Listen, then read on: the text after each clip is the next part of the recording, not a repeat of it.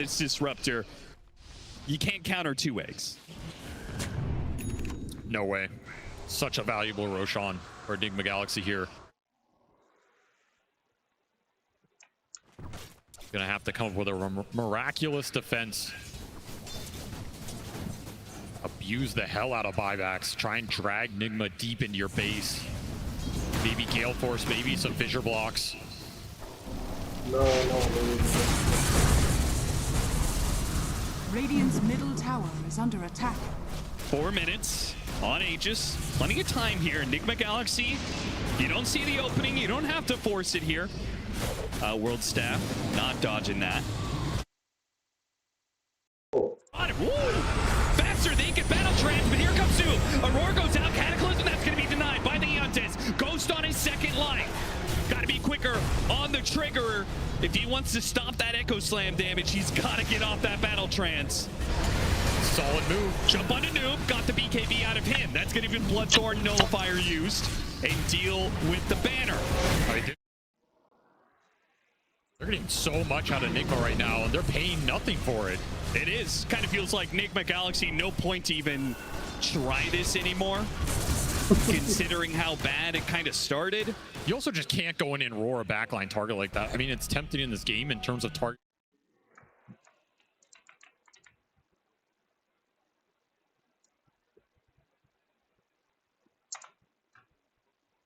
Oh my god, the bear.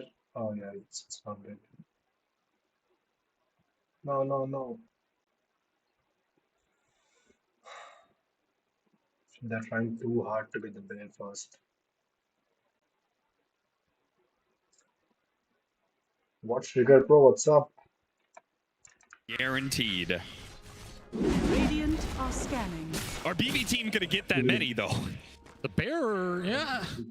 He can get what he can, but you've got to collect so many of those shards. It's gonna be a lot slower for sure. Yeah, you're gonna be left with this drought where Nigma Galaxy have their tier 5s and you don't. These books in, let GPK kill himself on the Necro units. Might have a little window here to make that push a little more enticing. Dire are scanning. You could wait for next Roshan as well.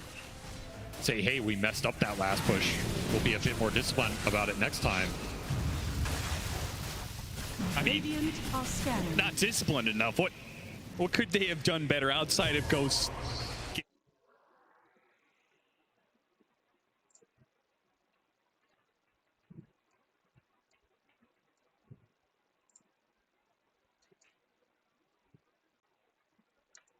To take advantage of the fact BBR jumping into him and find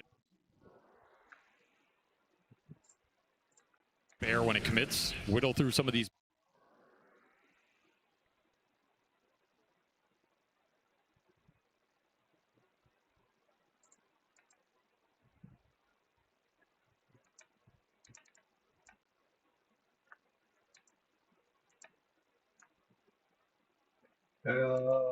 It's fine.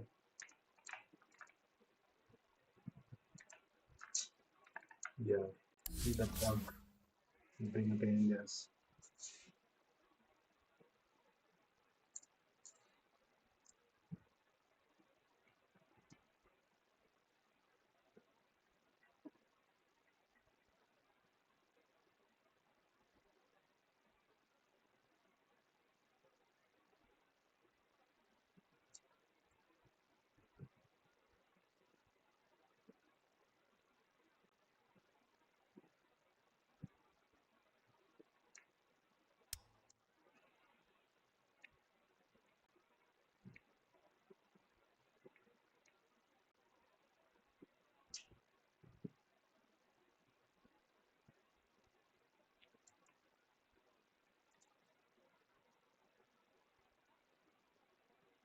With the Aphotic Shield, but it has its own helmet time. They actually jump for it.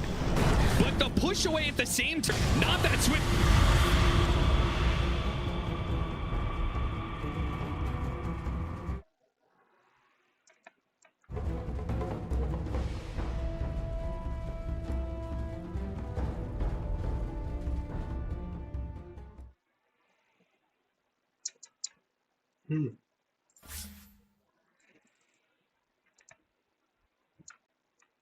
Just a lot of bugs.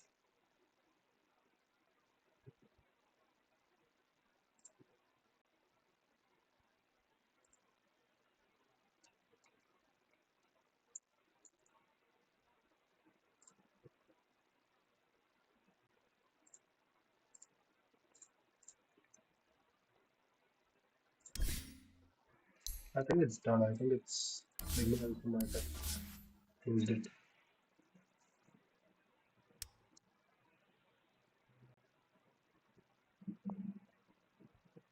The earth shaker, a little bit more. He gets up the body shield, but it is not enough to save him. They're gonna have to burn through some buybacks now as the Pure Bear tries to hold on to these tier 4s, but Ghost locked on with the Alacrity on him. He'll will make Oh my god, what? Why is this happening? Oh, I guess it's done. They're celebrating.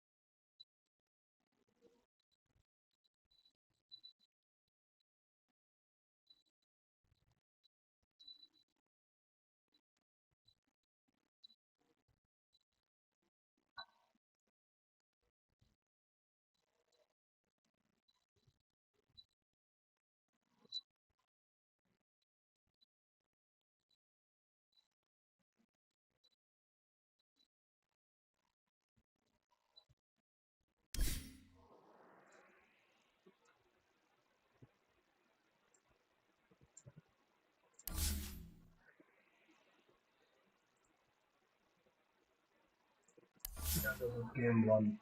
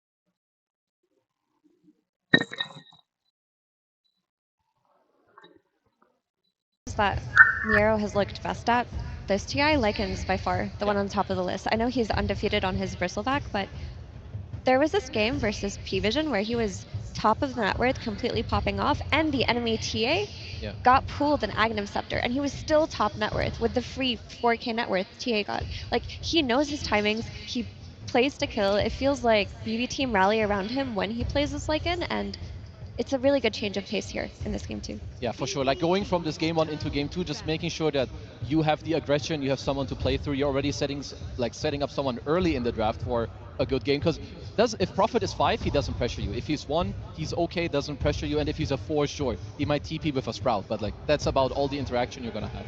A key thing about a month ago, the last time that Nigma played the Nature's Prophet, they actually flexed it to mid lane, and someone played it there. And in the last month, we haven't really had crazy changes, so I think that logic could still exist with Nigma, where often we talk about the carry to support flex. Here, also have to respect the mid lane. Yeah, I've seen that once or twice from Malrine. I believe it's played with like some Vessel Rush into Shard, Orchid, Mjolnir. I mean, maybe there's a few different deviations of that build, so something we should keep our eyes open for. If it does go mid though, it becomes open to being punished by GBK's hero pool, right? You can all of a sudden have a Storm Spirit come into play, like one of the old school Storm plus Coddle combos potentially that BB used to run. That's why I expect Nigma to potentially either pick off lane plus support here to keep that flexibility alive. When they have the double pick available, utilize the last pick in the second phase, and then you can, C4 heroes on BB. And that's where I like the fact that they've gone for simple bans, right? When you take away like a Muerta, a Bane, they're kind of good building blocks to open the next phase. Get rid of them, force BB down a different path. Yeah, BB have just done something entirely different. Like in their game 1, all of their bans were focused towards Sumail's hero pool. This time around, they went back to standard things like, okay, we're gonna ban the support Naga, we're banning Beastmaster, we're gonna ban Earthshaker, and your troll that is now 10 and 0 at TI. By the way, he's taken out too. Yeah, we said at the very start of, well, earlier today, we said that if you are gonna try anything out, it should be right now in game 1 of the upper bracket where you have a lot of time and potential to adjust. So potentially that game number 1 for BB Team was them trying that out. Obviously didn't work out the way they wanted it to, so they went back to square one. I like this double pick coming out from Nigma. Like, first of all, Lycan, sure, he's gonna lane okay, but early on he's still susceptible to like early pressure. He's low move speed, he's not the highest armor until he gets like Helm of Iron Will. Pango as well, very good team fight against Lycan. You can control an area if you're rolling too. Of course, Disruptor has no spells against you. He hates you, quite frankly. And Tusk, Nature's, Pango, they can play very aggressive around the map, Tusk, Prophet. So I like these picks a lot so far from Nigma. It's very skirmishy and respecting that when Lycan wants to be aggressive, like you said, it's like you can use the Twin Gate on Pangolier, you're ready to fight, you can TP. No one cares about overlapping. Like, these aren't heroes that if you accidentally stumble into the same lane, you then feel uncomfortable and the farm feels bad. Like, you're going to get the kills, push back BB, and then reset your map. And so if you're a BB team, what do we think they're looking for here? There's a hero that's open that I generally like a lot against Pango. It's the TA. When you have Lycan, in my opinion, you have a lot of options. You can go for like a minus armor strat. You could play a melee carry that abuses Wolfbite later. Or do you guys think we're going to see like the other support in the mid? I mean, the open pick is go for like a Void Spirit mid lane.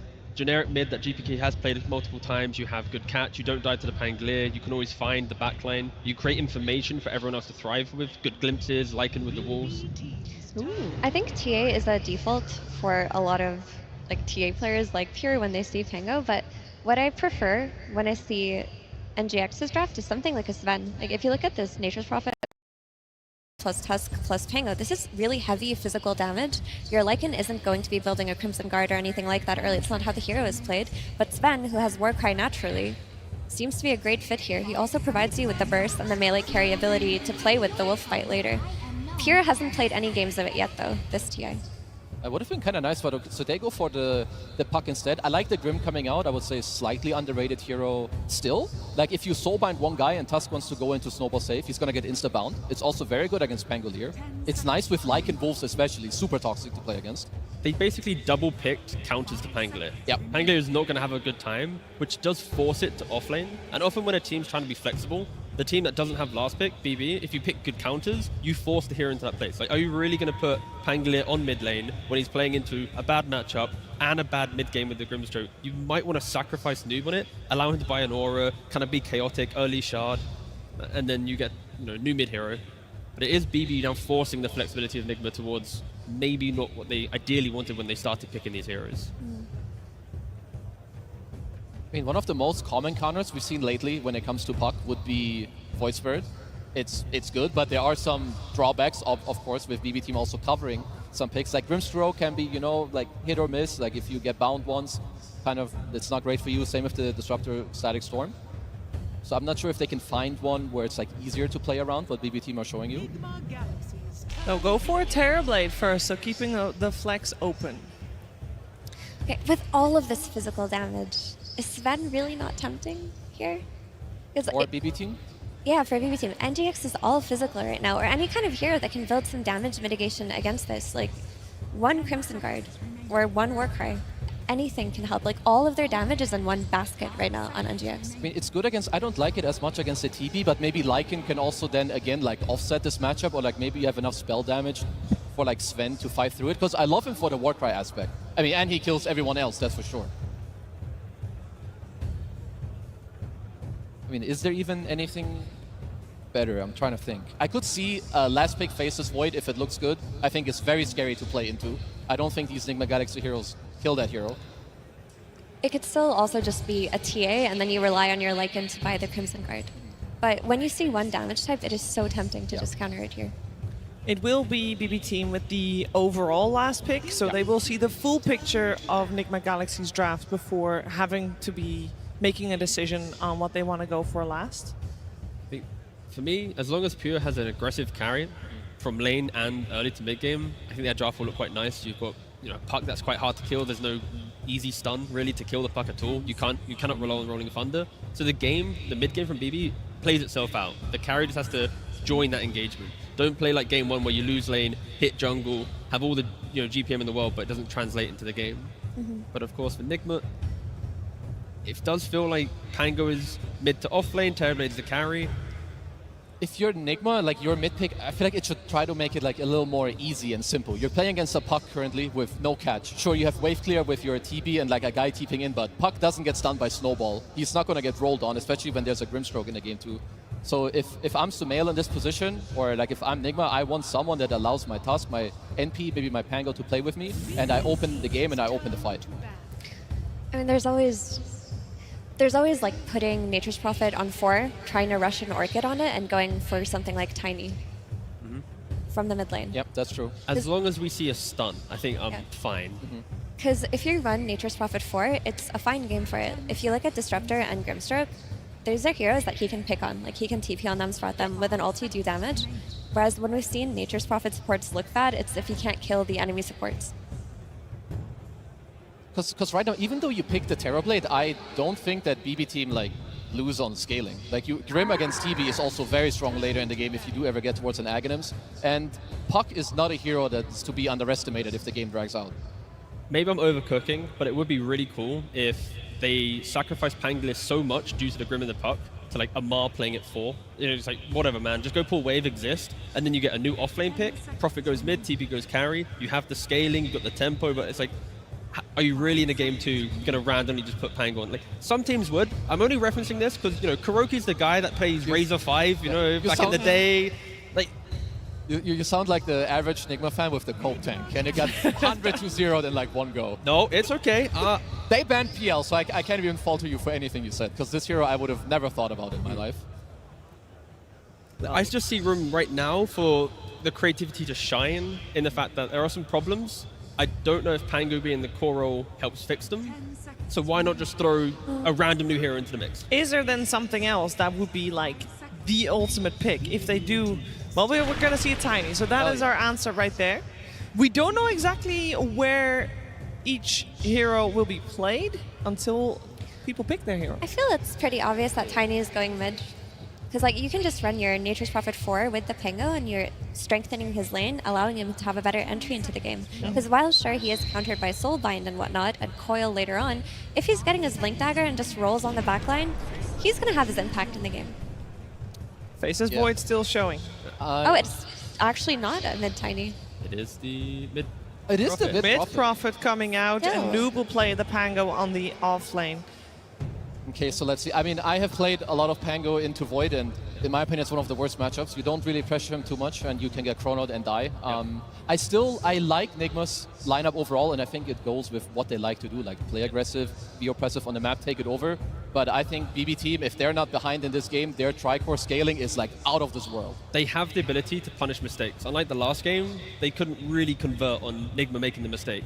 But having the Prophet mid, I'm really looking at can Sumail from laning phase, break that, go towards the TB lane with meta, get a kill, look at a tower. Go to the Pango lane, sure he's under pressure, but the correct TP, when Pure wastes his time walk, boom, that's another kill. Like, I think all of Nigma's lineup is built around Sumail creating so much chaos, and then everyone just kind of shining from that. For sure, but I'd also like to say that Nigma's safe lane is looking really strong. Like Tusk plus Terrorblade versus Lycan, if he steps out a little bit, they can punish. So they can depend on that safe lane too to maybe bring them into the game, especially if Sumail joins, gets a few early sprouts. Like, I could see this Nigma draft doing it. But I do think BB Team's draft looks a lot more stable, a lot more cohesive, and it's not too dependent on, okay, Lone Druid's going to carry the game. All of them have their ability to enter and play in this game. Yeah, for me too, like Nigma, they have to do well on their lanes and play off of that. Like Effie was mentioning, with the Prophet TPing around your mid, you have a good safe lane, play through it. With the gates, open up the map, play fast, because if a good player like Pure plays Void this game and he gets there with 3-4 items, he's not losing. Is there anything in particular other than the Faces Void you're looking towards to get to that point to begin with? Lycan space and also GPK on the puck in a fairly good puck game. Early Crimson Guard would be so good. I mentioned it before, but like their damage is so purely physical, and now that Tiny has been revealed to be a support, he's not going to do much by way of damage either. I mean, BB didn't choke in the draft this time, so it should be a much more competitive game too. Well, that is good news. I think for all the Dota fans, we would like to see a series go the full distance, and this could potentially be the one. Before we jump into this game, though, we're jumping on stage where Tsunami is not jumping. He's standing next to Bull. So I think save it for the camera. Okay. Thank you very much. Yes, I am joined by a bulk of BB Team. Congratulations on making it this far, but this team has consistently been an issue for you. You guys only lost to one team in the road, and it was Nigma. What is it about these guys that makes it tricky for you? Nigma Galaxy была единственной командой, которую вы проиграли в предыдущем этапе турнира. Что в ней так сложно, что вы не можете с ней справиться? У них очень много хороших стратегий и неприятных героев для нас, поэтому они ими хорошо играют, и нам очень тяжело подготовиться адекватно к этой команде и к их героям. У них просто очень хорошие ответы на наши стратегии. They've got very good answers to our strategies because they have good heroes and we can't really... We're really bad against them, basically. I got it. So then, how about in the mid lane matchup? You think Nature's Prophet is a good hero versus GPK's Puck? Because I know GPK is on a lot of fantasy rosters right now. People want to see if he's any good in this matchup. Как ты думаешь, ГПК справится в миде? Потому что он сейчас во многих фэнтези-составах, и многие люди на него рассчитывают.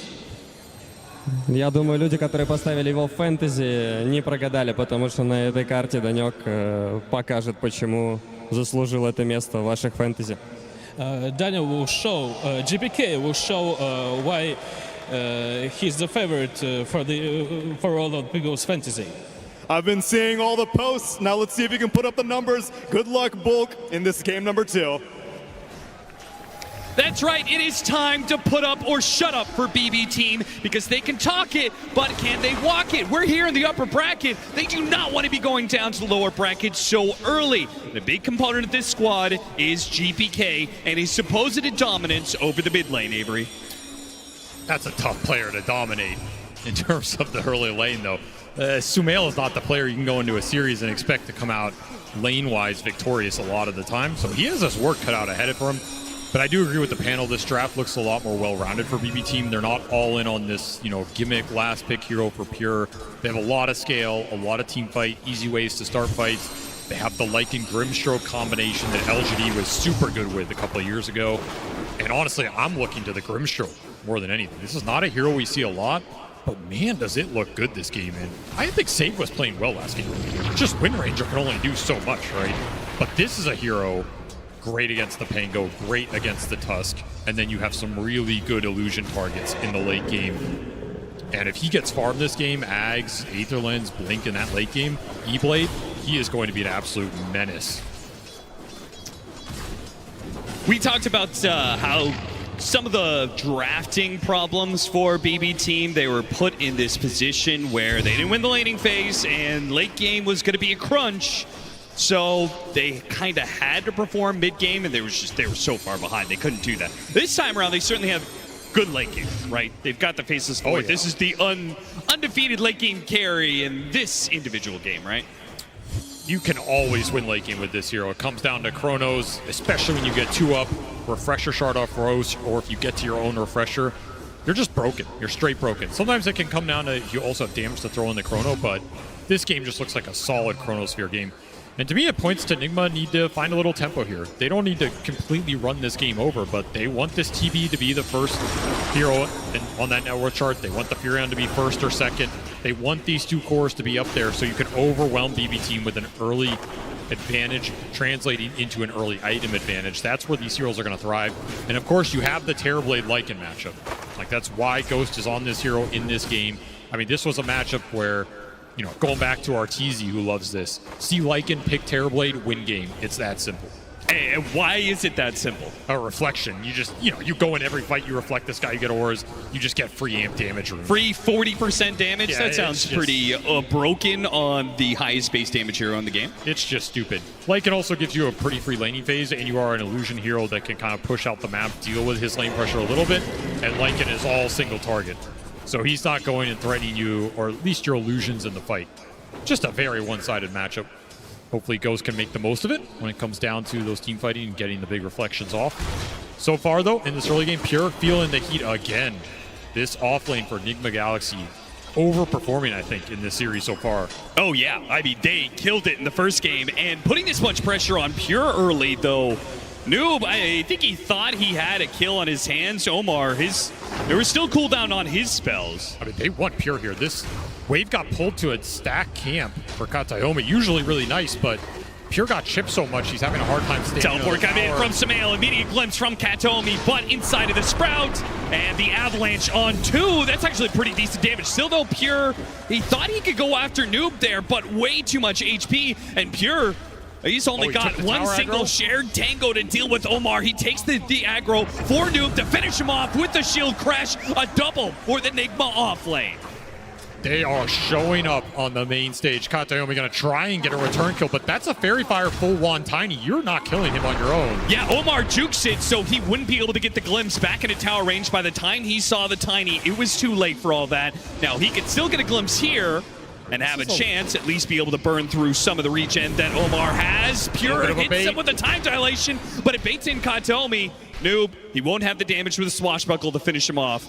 Both Omar and Kataomi will be able to walk away, but Save is not walking away from that one, at least not outside of a body bag. Nero does what he can, but ultimately it's a kill combo that he can't really do much about.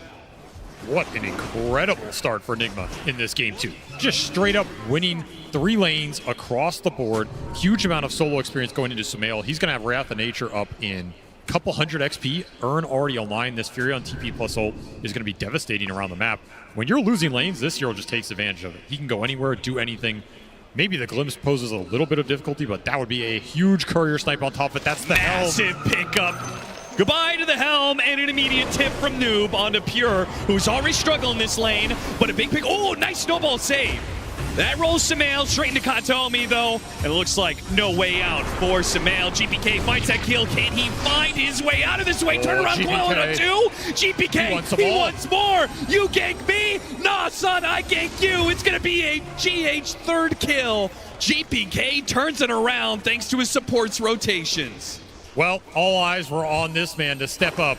And he is absolutely delivering, salvaging this early game for BB Team. That was about to be a 3-4K lead, complete route. If that Furion gets to pop ult, TP to a side lane, you are just getting owned across the board. Instead, you get a triple kill off your puck mid. Now this puck is well ahead. And this is going to be your best playmaker. I mean, also just getting the experience for your supports here. Such a big boon. Especially going into this Wisdom Shrine, which was not a guarantee, right? You have to think about these shrines against the Furion. Oh, a nasty little combo that isn't supposed to be successful before Miro has his 6. But, oh, with the help of the Nature's Prophet, they would certainly get that kill. Sumail, he's going to cut across and go after Save. Almost gets it off the reflection, but Sumail teleported in just a little bit too far left to really help Ghost claim the Grimstroke pickoff. Nice laning pressure, though. Again, you forced the Fury onto TP unsuccessfully. That's a win for you. You might get this Wisdom Shrine. Though Save is really low, and GH... He's got a plan of his own. This would be a big win if you can get both shrines here, take it away from the Grimstroke, who needs those levels. Yeah, it doesn't look like there's... He's going to let the Terrorblade illusion scout things out, see if there's a possibility. But, you know, there's no harm in trying, right? Ghost is perfectly fine solo in lane. Better that GH doesn't share in that experience, while GPK continues to pressure that mid lane. Off of the advantage he won from the kills, and now the Nature's Prophet rotating out of lane. Free damage on the mid tower. Next pressure point is going to be top lane, though. You almost have 6 on the Pango. You have the Furion that can come in, and GH already prepping this move. Glimpse back into Pure. The Grimstroke's going to teleport in. The Buck is trying to cut him off. They're going to go for this kill before Noob can hit his level 6. A shield crash, a big one. A giant shield, but now he's been trapped inside the coil alongside 2. A good toss over. That was beautiful. In fact, GPK's in trouble. He's got another orb up in a second and a phase shift to dodge a little bit of damage, but the Urn is on him. It's ticking him away, and he will fall. Nigma Galaxy, they bring the numbers to this one, and BB Team are overwhelmed. 2 kills and a third as they find Kataomi looped around the trees, cut off by the kinetic field, but Sumail, he'll find him for another Urn kill. Those charges are refunded right back into Sumail's pocket. And the Vessel's flying out. Just when GPK had a good early game, no. Sumail puts you in your place. He is now the one leading the pack, making the moves. I like the idea from BB Team going on the Pango before 6, but Nigma were already set up. The fact GH is there prevents any sort of aggression. Round 2. Another save. Beautiful snowball save. Now the silence will stop at least Noob getting off his ultimate, but they've already killed the Faceless Void, and now you still get off the Rolling Thunder. bad news for BB Team, who just cannot seem to find an opening here to get a kill. They're still looking for it. Katomi's running him at them, but he doesn't have glimpse. GH's Tusk is them, but he doesn't have glimpse. GH's Tusk is legendary for a reason. You gotta respect him on this hero. These saves have already been on point in this game. If you don't have that coil to throw out or the soulbind, which neither was available in that fight. Dropped a ward, already spotted. Defensive sentries laid down. Very nice here, especially with all the stacks on this triangle already being built up.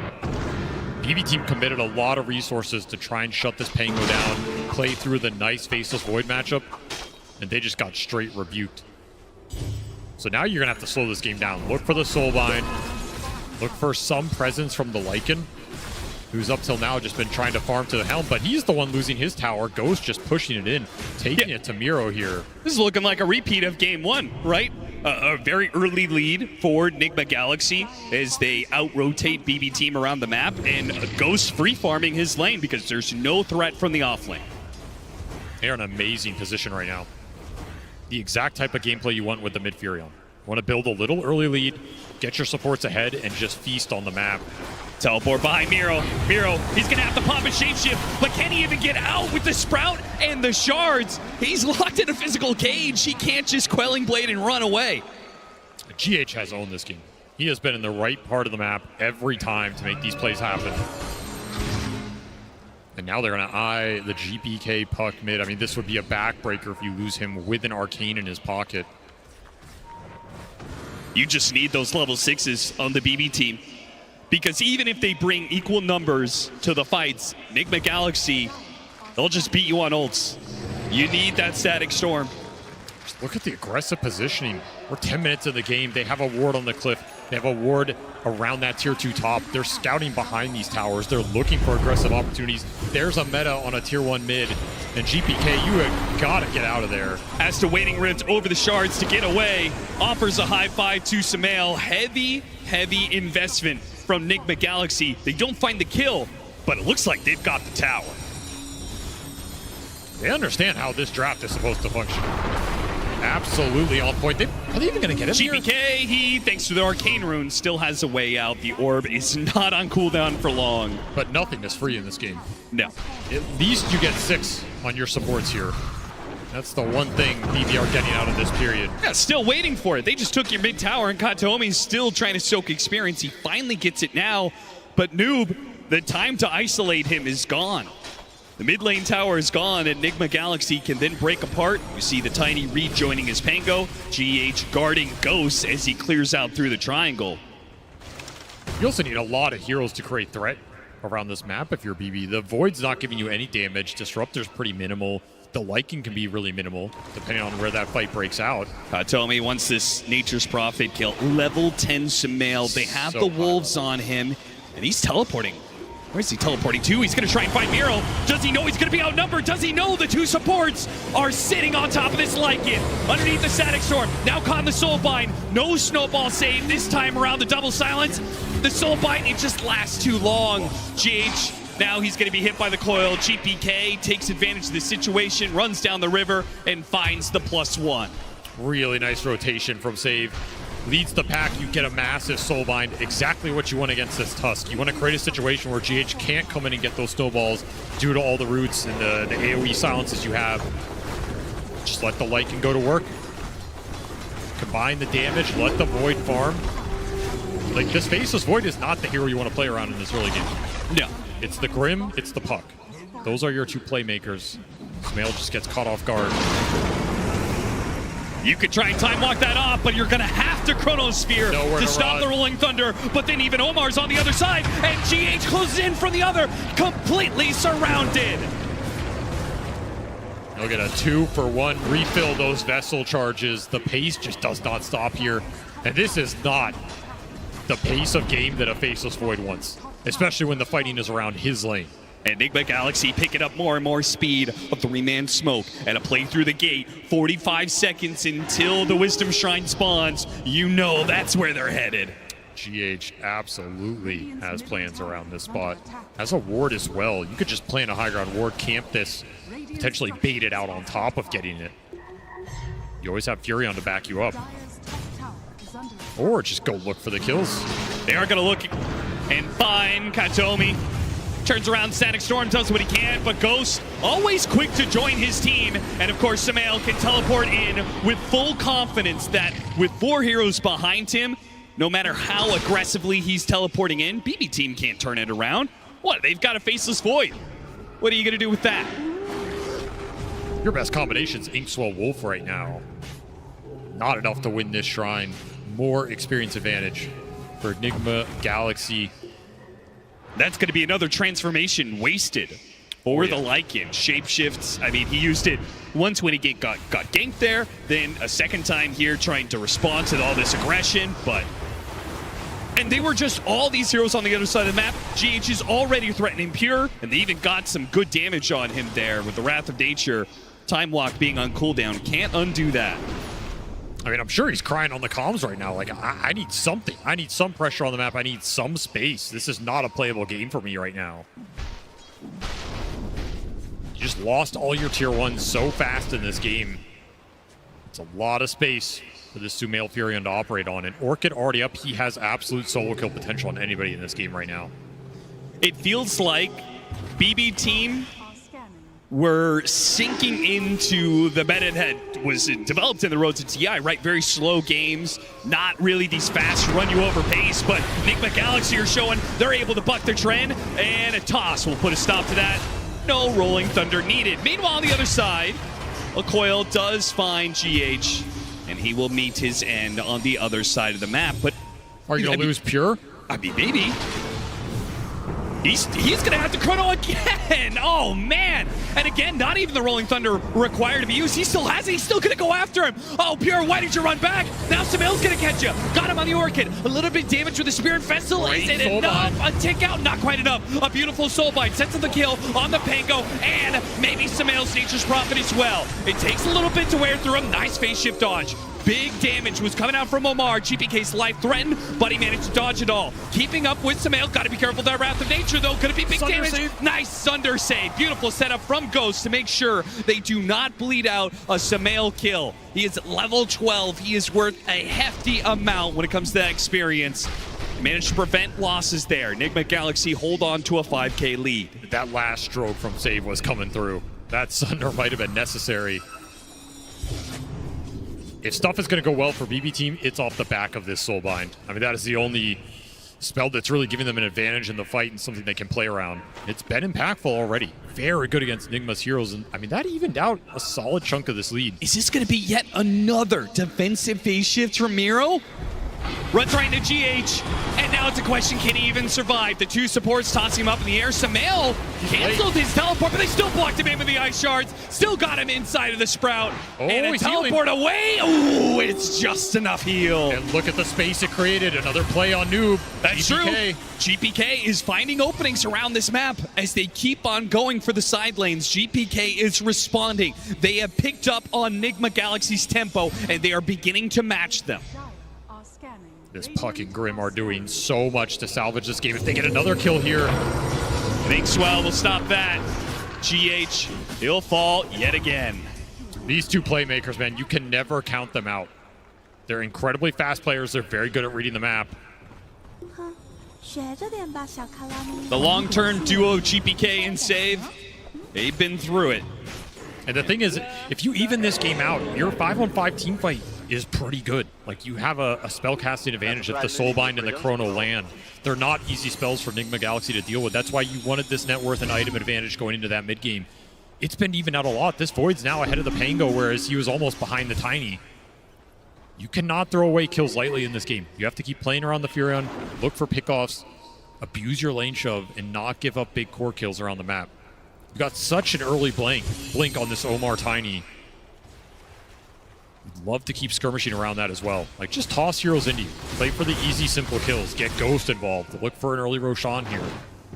Keep getting those power runes. We've got 2 minutes until Tormentor as well. Big objective. Some nice shards in this game.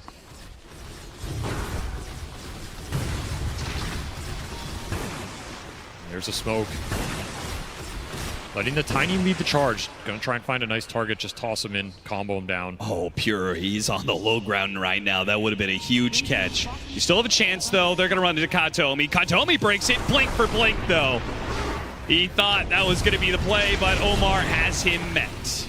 I mean, honestly, BB team they'll take that. Sure. Like, lead the 5 who already had his item bought to buy space for the Void and the Puck who are farming sides of the map right now.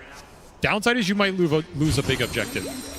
4 points in the tag team, straight into the Roshan. Nigma Galaxy are going to try and get something off this smoke play. This feels super efficient, getting that kill and going straight to Roshan, and in a minute's time, Tormentor is going to spawn in the top left. Them being in this part of the map feels incredible for them. It's going to be an efficient sequence for them. I mean, all of BB team are farming, so you're not going to gain a lot of net worth off this play, but you're going to get a lot of objective pace out of it. Yeah. And you can turn that into more gold later. You can pressure some tier 2s. You can play more aggressive on the side lanes. You see what Katomi's up to?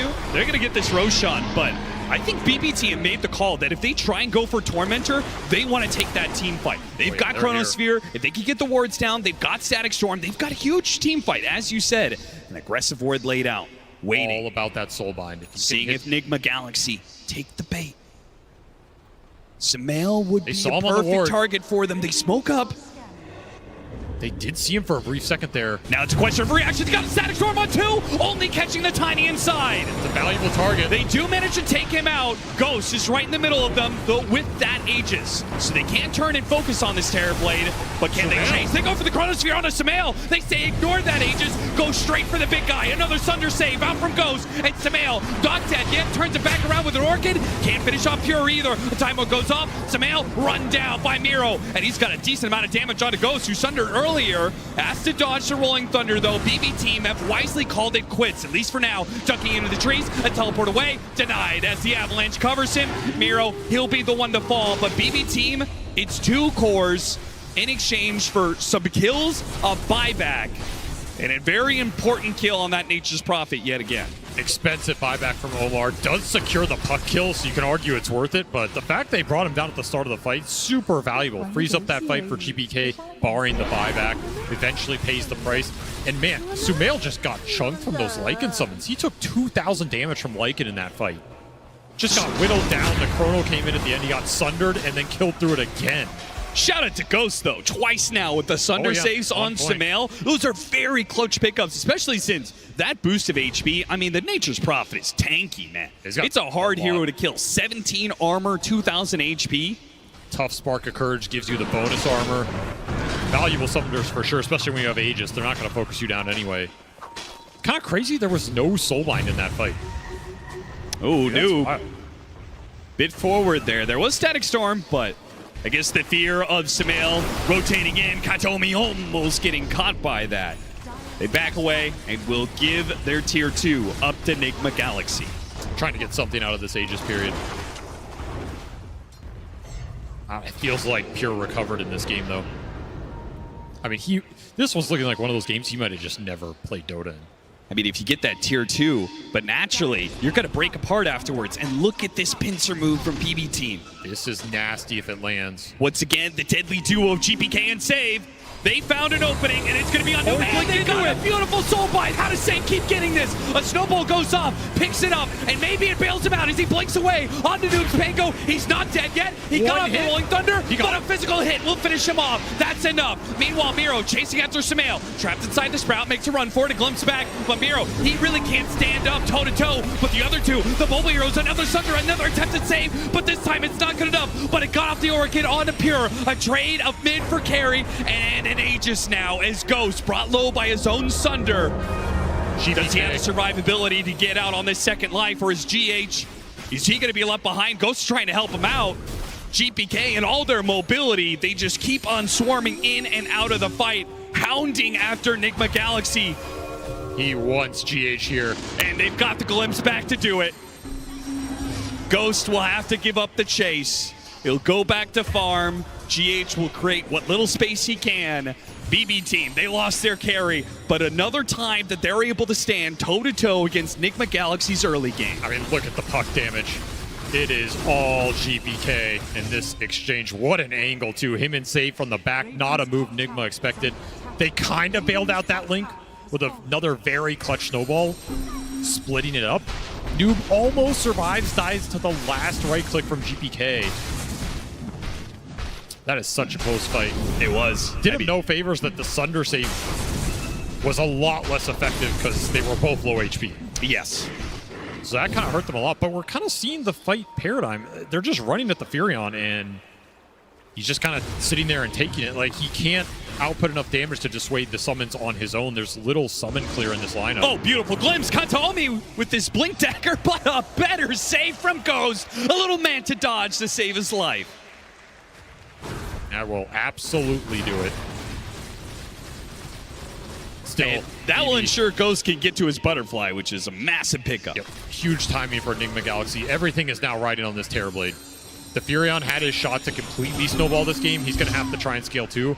But the pace that GPK is setting, he has an amp damage right now, 6-2 and 8. Haste, amp damage, and bigger moves than Omar's got. He jumps away from the initiation, and now right into the middle, the thick of it. The Static Storm gets one, looks after GH next, but he jumps away to his curveball orb. He puts a little pressure on Nigma Galaxy, threatens to overwhelm them, and then backs away. There's no need to keep up the pressure. He created the space. Pure, he's farming away and loving it, I'm sure.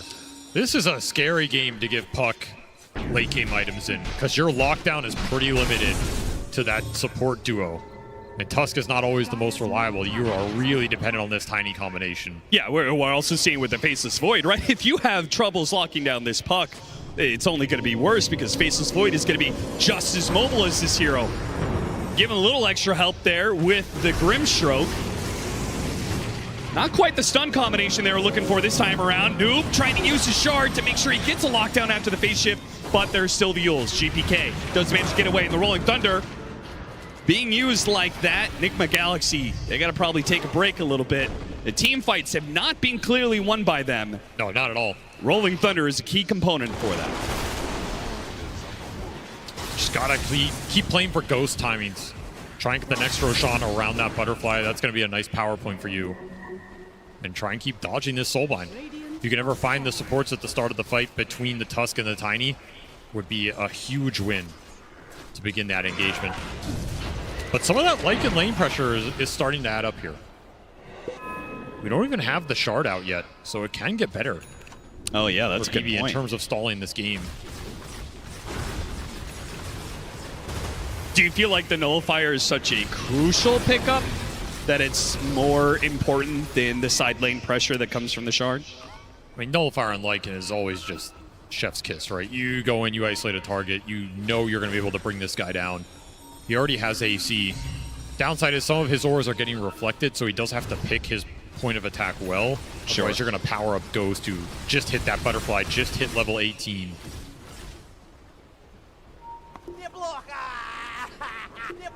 But the Lycan doesn't have to be the first one in. I think for BB, that's ideal.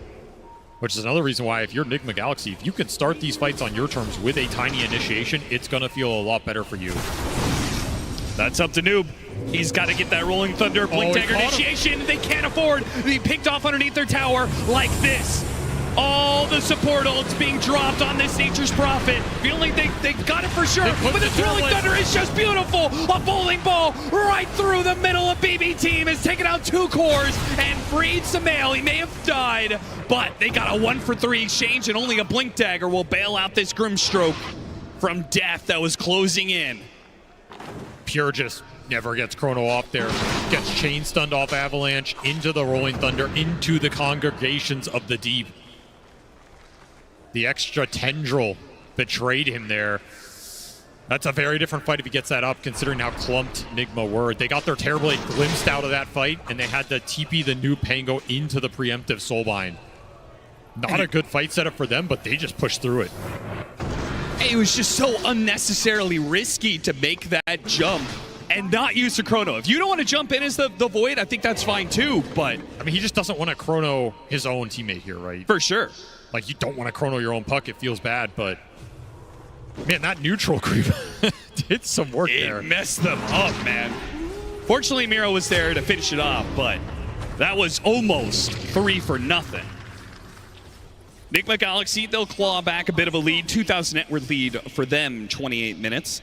And another Tormentor's coming. Another Roshan is going to be available. Big objectives. Just have to keep scaling your 2 top net worth heroes here and hope it's enough to win the fights around Roshan. Will it be enough to win the fights 10 minutes from now? That's a very different story. You got to play with what's in front of you here and just gear up to power up this Terrorblade. Make Ghost as strong as possible. The saves need to go into him. You need to make sure that the lockdown is centered around this Terrorblade in the fight as well. He is the majority of your damage because the Pango. Oh, they've got a good high ground ward. These two are walking straight into it. Omar's going to TP away, but Noob, not as lucky. He's going to be trapped inside of a Static Storm. No saves available here. His Courier does manage to get away. Such a tough Pango game. If you get jumped by Static Storm or Coil, you're probably dead. If you play on the backside of the fight and go in later, you're probably getting Soulbound or Chronoed. There's a time dilation in the middle of that for you. I mean, I do not envy Noob's position here. Yeah, particularly since he's not a hero that could just be thrown away, right? His disables are so key to the Terrorblade and the Nature's Prophet to do damage in these fights. They need his lockdown. They're going to need his damage as this game scales.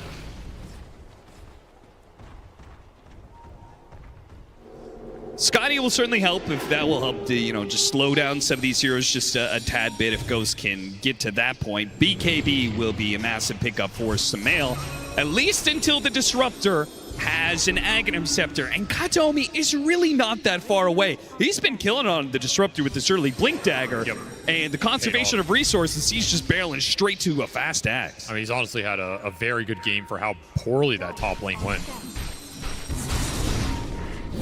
This game is dead even. It's another game. They're within like 200 XP of each other. I don't know how these teams keep doing it. One team fight could break things open. BKBs are wanted on both sides of the table here. The Nature's Prophet and the Faceless Void are so close to it. It doesn't feel equal though, Avery.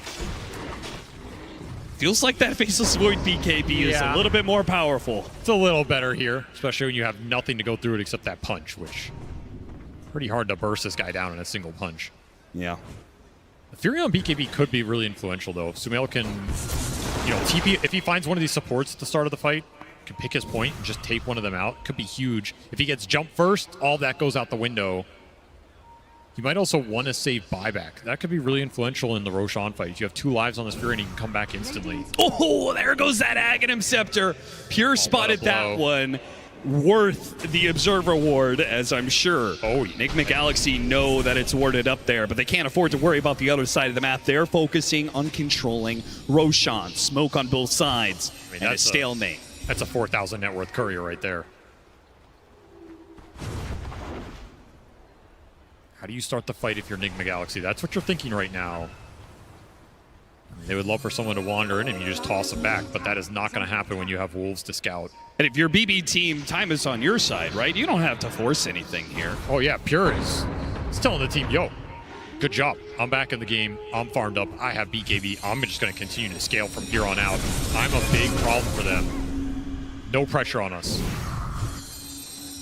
Nigma Galaxy can start working the map. That's always the advantage of a Nature's Prophet, as he runs down lanes with Treants and Mjolnir.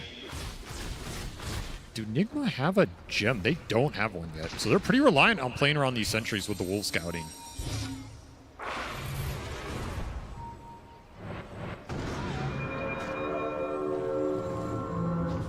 Level 20 puck already, so you got that Waning Rift cooldown on top of the Octarine. That's where this hero just becomes almost impossible to kill. Yeah. Sumail, he's got his level 20, as well as Ghost. A little bit extra Conjure Image duration to help with the map pressure. I mean, Nigma Galaxy, yes, they would like this Roshan to happen faster, but they also have the time where the Nature's Prophet and the Terrorblade Illusions can push in these side lanes and start forcing BB team to break apart a little bit. And maybe that presents an opening. I do feel like we see Nigma get in this position a lot, though, where they're just kind of waiting outside Roche, waiting for an opportunity as if they're unsure of what the correct play is. They don't want to aggressively smoke into BB, but the problem with waiting is it's at a loss. Like, BB are farming more of the map. They're eventually going to get some lanes in. You know, Pure is just showing top right now. And this is normally information you're using to make some decision. You're either going to smoke off this, you're going to force the Roshan, you're going to try and go to their high ground and D-ward or something. Letting him get away with this, it just feels like too much wiggle room. He was just level 18. Now he's got that crucial level 20 talent, where all of a sudden the Faceless Void has a massive damage upgrade inside Chronosphere. He's gotten so much out of these last few minutes. His damage has gone up considerably. He's halfway to MKB now. Nigma Galaxy, I mean, just at this point in time, you haven't forced anything for the last couple minutes. Maybe you're just waiting out for Roshan to go to the other side, because it's still a minute away, and then it goes up to the top side of the map, and you have that Radiant Outpost to play with. Dire's middle tower is under attack. It feels like they're also just out of smokes. I mean, look at They BB just Team, man. bought They're one. just like, we're all over the map. We've left. They have no intention of grouping up here. This is what I'm saying. The lead is just going BB's way. We Nigma, left the creep inside of the Roshan pit. We know you're not doing it, but if you want to try, go for it. You have to make a play call here. You just bought the smoke. It just came up. Insta-pop. They've decided to go for it. There's a power rune top. Not a Brother, bad they're one. doing Tormentor right now. This is just flat out unacceptable. That's the Lycan shard, too. We'll take that every day of the week. All right, I mean, if doesn't have to buy it. Can you end up... I don't think you can end up smoking to this corner of the map. They might try and look for someone who's farming their way back, but yeah, they just full U-turn. BKB, level 20, Faceless Void, BKB on the Lycan. Now he's got a shard. Now you've got Aghanim Scepter on the Disruptor. It feels like there's just crucial items flowing in for BB Team. Nigma Galaxy, maybe they find a massive opening though. It was all worth the wait if they could kill this Disruptor and then do more with it. It can't just be a pickoff. It's got to be taking this fight to Roche and seeing what BB Team do. I'll be honest, I've seen some crazy smokes in my time. That might have been the craziest one that somehow ended up working. They did an entire map cross into another half map cross into randomly run into the 5. Oh, look at Pure again. Again, on the opposite side of Roshan saying, go ahead. If you want Roche, you can take it. And Nigma Galaxy will oblige. But do BB want to give it up here? They just got Parasma on Puck. They have BKB on the Lycan. This is a fight they can take, especially with Chrono around the pit. And once more, Nigma Galaxy hesitating on this play, right? Not making a 100% call to go for Roche. They'd rather take the fight. This could be correct, but it feels like this Roche has been in the making for 5 minutes now. Yeah, Pure joins his team in this smoke, and now the Disruptor is back into play. Look for the tiny jump. It means so much for Nigma Galaxy here. What does he got to get? He's got to find something, either Disruptor or They see this target. Disruptor. They're after him. They've got the lane ward to be able to spot him out. They know he's on the edges here, but can they get to him? A Rolling Thunder trying to chase him down, and Faceless Void. He will lock down the Nature's Prophet, sure, but you already lost your Disruptor. It's going to be crucial heroes dead on both sides for the team fight. Puck, maybe he can get away off this blink, manage to get a coil onto GH. He wants to deal with these safe supports, and Pure, he can help him out with the damage. They got to bounce away from Ghost. They're just kiting him out right now. They know the control is gone. Yeah, no Rolling Thunder, and now the buybacks on the supports. BB Team, they just back away. They call it quits. Gotta respect the Terrorblade. His damage hurts, though. 3,000 damage. Up on a single hero, and look at GPK, he's still bouncing in and out right on top of Nigma Galaxy. They don't know what to do about him. They can't do anything about him. Double support buyback, you still can't find this Puck, and your meta's about to wear out. So do you have the confidence to go for Roche here with the ultis on cooldown? It looks like the call from Ghost is no. This Roche will continue to get delayed. And that pretty much guarantees that there's going to be another fight with another Chronosphere. Yep. Similar timings here on the cooldowns of both Metamorphosis and Chronosphere. And Pure, he finished MKB, so that Butterfly starting to lose some values. It just feels like BB are outscaling them here. This game has been slowed down. It's been delayed. I just cannot believe how much they overextended themselves for that Disruptor kill. I mean, Sumail committing for that kill had to have known that he was going to get Chrono. I mean, he has to, right? Like, you have to take this Disruptor out of the fight. Our scan It's too deadly for your cores. GPK. Oh yeah!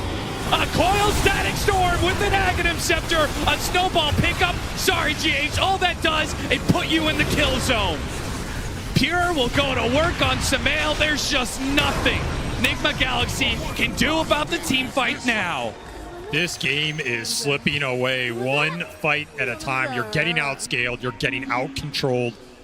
You need too many items to power through it right now. And that man right there, GPK, he salvages mid-game and he is taking over the late game.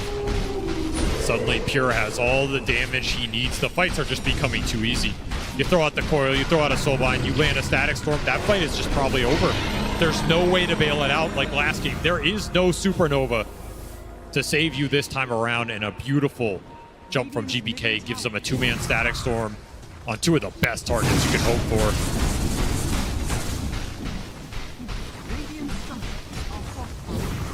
And you said it. It's a hard game at some point in time to deal with this Faceless Void, to deal with the puck and all the mobility they have. It's also not a great game now for the GH saves. Right? If that means he's still going to be locked inside of Static Storm and he goes in for the snowball, then you can't make the same kind of miracle plays that he did with the Supernova saves from game 1. Nope, it's just not in the cards. I mean, you can get BKB on Tusk. You know, blink BKB, you can go that route, but it is not the utility route he went this game. Does not have the gold for it. It's a long way away. This is a huge window for BB to try and just end this game, especially pushing towards these 25 talents. You have backtrack coming. You just got Coil Pierce's debuff immunity.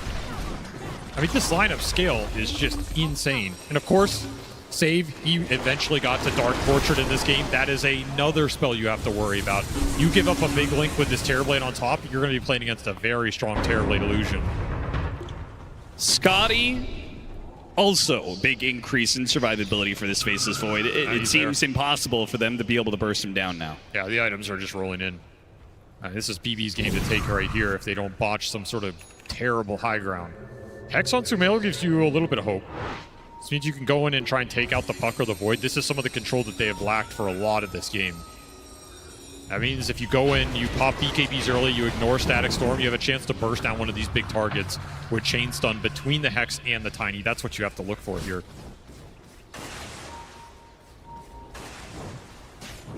Well, Terrorblade, meet your own illusion.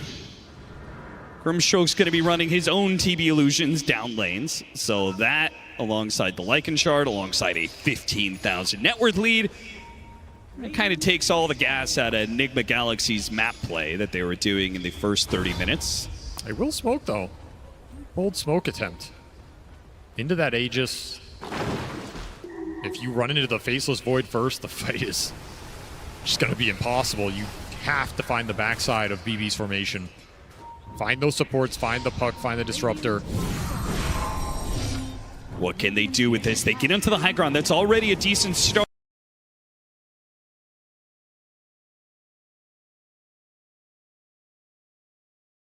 And they spot the Grimstroke, hit him with the Rolling Thunder. The team can't quite jump in as aggressively, but they've already killed the Grimstroke. That's a great start. Oh, yeah. Exactly. Negative Scepter, give it over. Wolf Bite on the Faceless Void. He's going to jump in 3-man Chronosphere, and he starts going to work on Ghost. Can he kill Ghost? Easily. Can he kill more? Without a doubt. He's already taken out 2 supports, and oh my god, Sumail just made mincemeat. They can kill a hero, maybe 2. But once Pure gets involved, it's all over. Dude, that wolf fight was straight nasty. A wolf above time just demolished them in a second. No hesitation to chrono GBK there. He's like, brother, you carried the early game. I'm going to carry the late. And Pure, I mean, he's known for these sort of calls. He knows how to end games when they've got an advantage. He's just going to go straight for the tier 4s. Nigma Galaxy left with only 2 buybacks here. He got glimpsed to Fountain. Oh, I thought he got glimpsed. I guess they will defend it here with buybacks, but...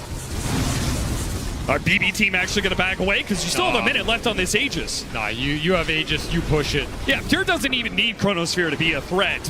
They get a couple of the buildings and will actually give respect. Nigma Galaxy. Okay. I mean, that's a defense. Hold on for now. Wait. Or is it? Or is the Wolf Bite? He's just going in. The Wolf is at your door. He's knocking the damn door down. That's going to be Barracks gone yet again. And Pure waits for his next victim. New pulled back in from the glimpse. All right, got the Rolling Thunder out of him. Time walks. Wait, I'm back in. Hit by an avalanche. But of course, even if they could kill him, he still has that extra life. GH, he throws out the punch just to try and save his own life. Miro's going to chase after. Oh, 1,000 damage crit to finish him off. Got him inside the Sprout. And Miro doesn't actually have a way out of this one. The Quelling Blade's still on cooldown, but what about the rest of them? Side the Vice, put onto the Faceless Void. They ignore him for now. Coil onto 2. Onto Nature's Prophet. Pure's going to jump in after him, and he's got the Nature's Prophet. Again, he does not need Chronosphere to just knock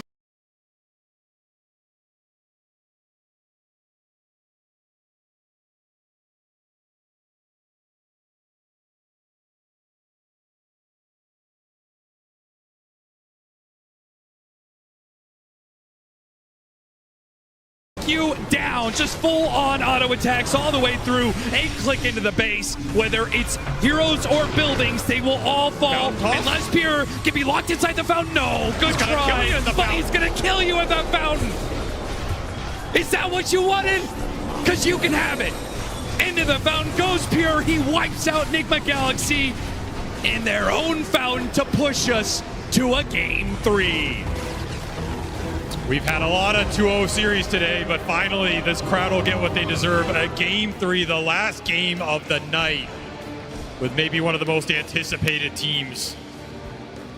Couldn't ask for more in this series. A very back and forth game. Nigma Galaxy, they had the tempo, they had the advantage, they had the laning phase win with one of the fastest mids in the meta, but that shows why it's very risky to go for the tempo all-in strats in this meta, because these games go late, they get stalled out. Wolves start pushing waves, Dom creeps start pushing waves. You mess up one fight, you lose one core once, that game flips on its head and you're in big trouble. Both teams on the edge of a knife as we go into Game 3. Happiness and relief on the side of BB Team, who are the first team to push to a third game of the series. They overcame Nigma Galaxy in the second game, and I think maybe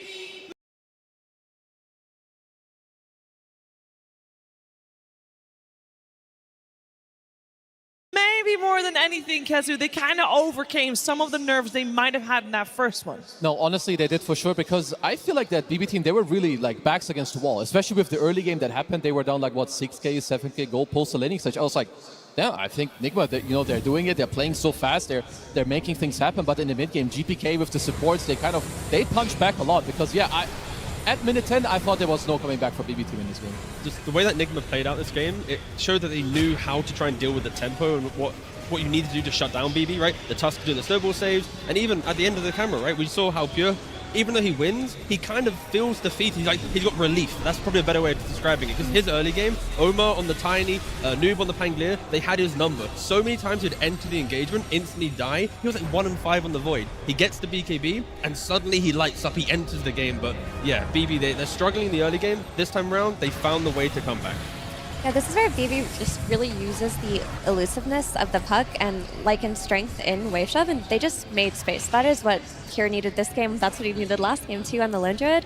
But this time around, he is a Faceless Void. He's going to outscale pretty much everybody, and he's going to give them the solutions that they need to win. They just needed to get him there, and that they did. There's also like one point, I think it was a couple minutes ago in this game from the highlight we're seeing now. Nigma still had an okay position, and I think Pure was looking to get like a BKB, but then maybe also an MKB. And he got both those timings without anything really happening from the Nigma side. I think there's a lot of pressure coming to you, especially when you look at BB Team's lineup, you know you are on a clock with the own draft you have. You know that it's coming in a couple minutes, you need to make something happen, you don't find it, it starts creeping up, and I think it showed a lot in their gameplay towards the end. I mean, their draft was very heavy on pickoff, very heavy on like snowballing from lanes, maybe running together early, getting that first Aegis, trying to run them down, but they did not have the team fight to punch back into BB Team's team fight. Like we saw in that highlight just now, when they were dropping Static Storm on the Terrorblade, there really wasn't counterplay. It's not something that a snowball can save you from. You can't blink into the Static Storm. So when you're playing against this overwhelming team fight later on, you have to just find a way to like isolate targets, play the map yourself, and BB Team just did not let them. Yeah, I mean, the positioning was somewhat flawless from the supports, right? And of course, that's because of GPK on the park. He's always going in, like you've already mentioned, FE Kezu with the Lycan, but once you have that recipe, the supports truly shine, right? Katomi on his Disruptor, constant Thunder Strikes playing in tree line. There was a top fight as well where he's on like 200 HP. He doesn't leave the fight, he hugs the tree and then save. It felt like every single engagement, there was a Soulbind that was turning things around. Be it a preemptive Soulbind to stop the snowball when he jumps in, or it's one just binding the Pangolier. So I think the support had an incredible game. They did have an incredible game. And to be honest, Nigma Galaxy, for those first 10, 15 minutes. They had an incredible game too, Effie. They really did. And who I wanted to focus on in particular was their offlane. I mean, the last game too, they had Pierre's number. This game, same exact thing. As you see here, BB Team actually did a single pull under tower, which is a rare mistake, I would say, but because of this, they were able to chase them with the addition of the Fury on TPN. You get a little bit of bonus damage from Sprout, but you initially get that first kill on the Disruptor. And I just don't think this single pull that they made is something they would have done versus another team. Maybe a little bit disrespectful, but because of this, they're just like keeping it up. They have the double jumps on Pango. They just run down Pure here, and they make his life very difficult. Right after this, there's this really nice ward that Ahmed has, scouting out Pure's career. He placed that like a few seconds ago, and because of this, he's able to snipe the Helm of the Iron Will. Like Faceless Void, who's already struggling on lane, loses that bonus regen, loses that bonus armor. And because of the great start that they had, this skirmish here, which looks like it may have gone well for BB Team, goes the complete opposite. Noob lives through the initial burst, in comes Sumail on that Nature's Prophet, and they kill Pure one more time. Critically, Nigma are showing that they want to shut down Pure. In Game 1, Game 2, they've done an exceptional job. And going into Game 3, they're probably going to do it again. But the draft needs to ensure that they're not on this like snowball timer, right? Like when you look at their heroes, if they aren't crushing the game, hitting racks with the first Aegis on Terrorblade, the game will get difficult. Yeah, because we knew that if they fall behind or the game goes even, it's going to eventually be hard for them. And especially when you play against GPK Puck, it's one of the best like hero player combinations with not so many like stuns yourself, so you have to build an Orchid or a Hex. Like, the game is just not in your favor. No, it is just not the later the game goes. And I do believe, Kezu, you wanted to show us something regarding how rich both teams were in this game. Yeah, because, I mean, as we've mentioned, Pure had a really, really bad time early on. Like, you can even tell, like, earlier, he's sitting at 3k net worth minute 10. Like, this is his inventory. You know, with the laning stage that we showed, he got his courier sniped. So there's a 2k deficit. But when we go later in the game, and if this does ever happen in this matchup, TB has to play from ahead in net worth. If he goes even or falls behind, the game nearly becomes a GG straight up. So here, Pure, at the 40-minute mark, he's not only 2k gold ahead, there's some stuff like off-screen too. He has Wolfbite, he has AC Aura, other stuff being pumped into him. So yeah, when the game reaches this state, with the heroes that were picked for both sides, BB Team were always going to take the win. Not only that, it's like you have to survive a Chrono, an Ag Static Storm from the Disruptor. On top of that, the controller, like, there's so much scaling on BB that you need to play a flawless game on Nigma. Yeah, and it kind of takes me back to the very start of the draft, Effie, because we traded they traded the Nature's Prophet for the Lycan, or vice versa, however you want to look at it. It seemed like even though BB Team was second pick in this, they felt like they got the better trade. I would say so. Like, I'm in the camp that of the heroes that you don't want to give away to Miro, I would put Lycan top of the list. It's like true. He has played exceptional on that hero, not just at TI, but throughout the entire year. Back when Alpha Wolves were the thing and everyone was doing it and it was cool, he was doing it way before everybody else. But when you have this hero that is also able to enable your carry in the late game with the wolf fight, you're just making it harder for yourself because it is Pure. He is going to play hyper carry most of the time. Yeah, he did a fantastic job. And speaking of wolves or Ursa Bears or any kind of creeps you could get with the Helm of the Dominator, there sure were some creeps pushing about, weren't there, Purge? There were maybe too many creeps potentially, and that was because they were so far behind in this early game. The Faceless Void was sitting at a meager 2,900 net worth compared to the other heroes that we're comparing them to. It just did not look good for him. But the Helm of the Dominator build, and I've seen this before by other players, you start it right away for the Void, and what you're doing is you're just increasing your farm speed while also giving you regen.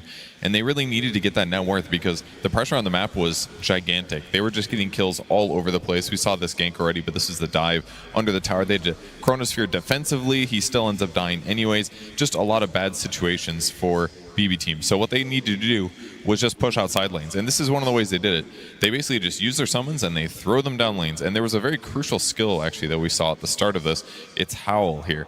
This is a global minus armor ability. So all of the creeps that are being hit by these summons have less survivability. So it makes their summons farm faster and it pushes the waves. That means these waves are away from their towers and it's buying them time to hit creeps. And if they buy Helm of Dominator and their opponents don't and their opponents can't get enough kills or can't pressure towers, that means they just get more and more net worth, which is what they're doing. They're sending these creeps across the map. They're sometimes tanking camps. They're howling off cooldown to push towers, and it's forcing forcing the NGX players to rotate and try to kill them. And if they try to kill those summons, they just use the helm again on a new creep. That means all the time they spent moving over there doesn't actually accomplish anything. So they again push out summons with these ancient creeps. They damage the towers, they auto attack creep waves. They don't even have to be there. Oh, you almost killed that one? Well, actually he did get that one, but then they resummon again with the final creep. So just very, very obnoxious play. I dare say a little cheesy, because they're getting lots of farm on the map. It eventually wins them the game because they had such good late game heroes,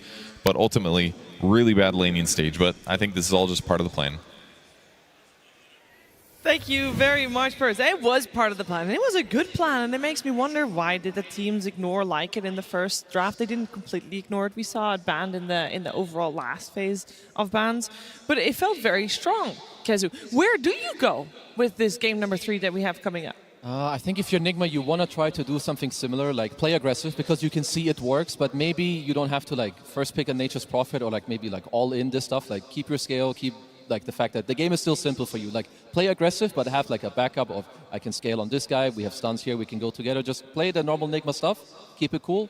They can still be happy with what they've done so far. I mean, they fell into a classic drafting trap. A hero is always banned against you. You finally get access to it. You instantly pick it up, and then you kind of have to draft something that you never really draft, right? So I feel like coming into this game, they're not going to fall into that trap because maybe they ignore Nature's Prophet. Maybe they just go, okay, you know what? We can't really play this hero against them. Or if they do pick it, it just goes into carry, and they find solutions elsewhere. But I think they just fell for a trap.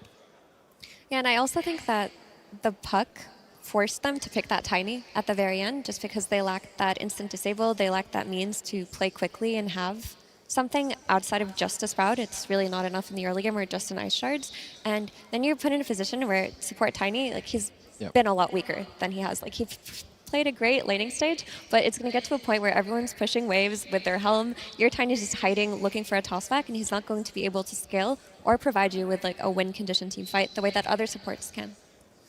I will also say, like, one thing for a BB team, like in this mid game, if I'm the rest, like, sure, I feel pretty good. Like Miero, GPK, and the supports, I think they did really well. But if I'm a BB team fan or like a teammate, I kind of want to maybe talk to Pure or like see if everything's fine. Because I think his early to mid games in these first 2 games, they were really not that good. So in order for them, I think, to take the game 3 like nicely and feel better about it, like maybe have a quick chat, what do you want to play, help each other like feel good. Because yeah, first 2 games, not as good as I would hope from him. Yeah, and I'm sure that the teams are going to have a quick chat right about now. We had a little bit of a chat, but we're now going to have a little bit of a watch to another short film contest contribution. It is Director's Cut.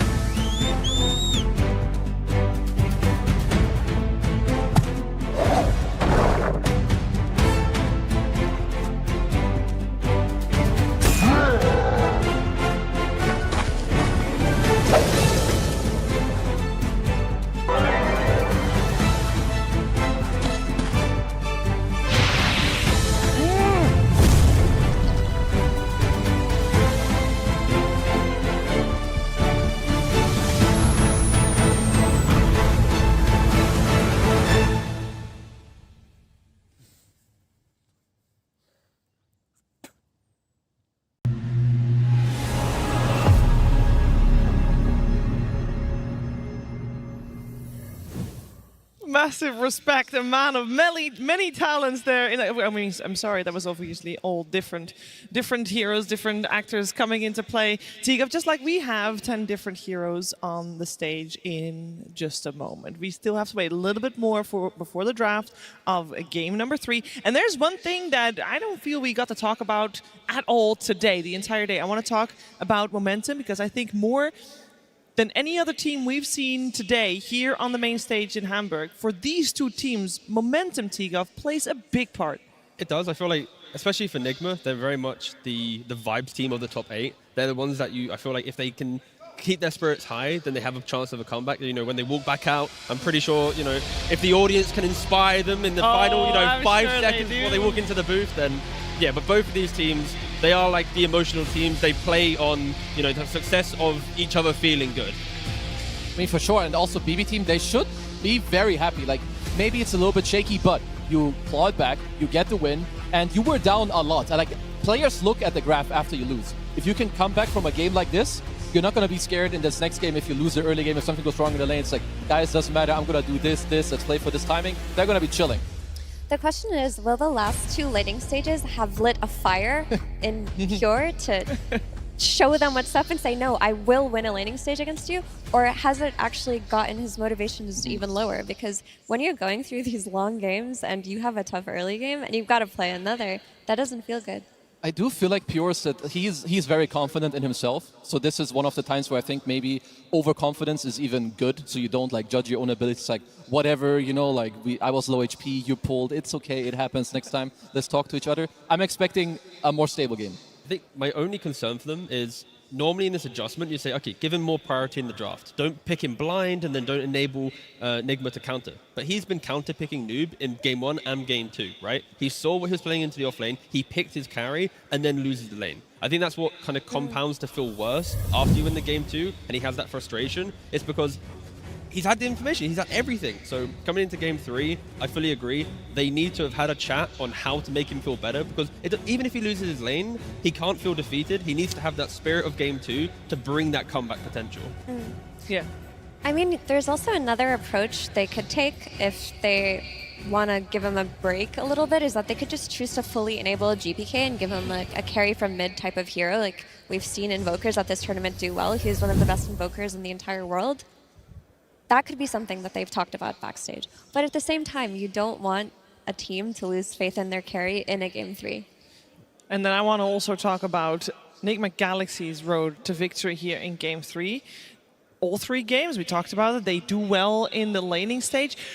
But even Kezu in Game 1, where they did manage to take it in the end, it took a long time to close out the game. How will they manage to make it more cohesive and basically win that laning stage, as they have done, but also transition that into victory faster? The most simple way, I think, to put it is to make sure that they understand what they're either waiting for or playing for, so that you do it together. It's like, okay, we're going to get Aegis, then we're doing this. Okay, guys, I'm 1,000 gold from BKB. Let me get this. We're going to take these last outer towers. When we team fight, we're going to do this. Because they're doing really well early on. I think they're doing all the right steps, but then something is lost in between. Like, they skip one step. I think it's because Noob is not he's not that good at being a comeback player. He needs to control the lane and have tempo.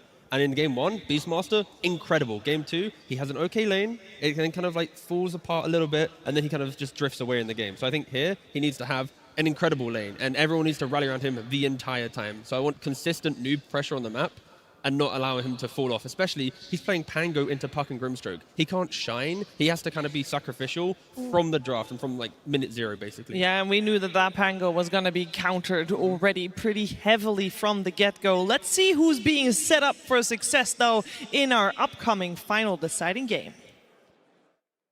BB Team versus Nigma Galaxy. Game 3.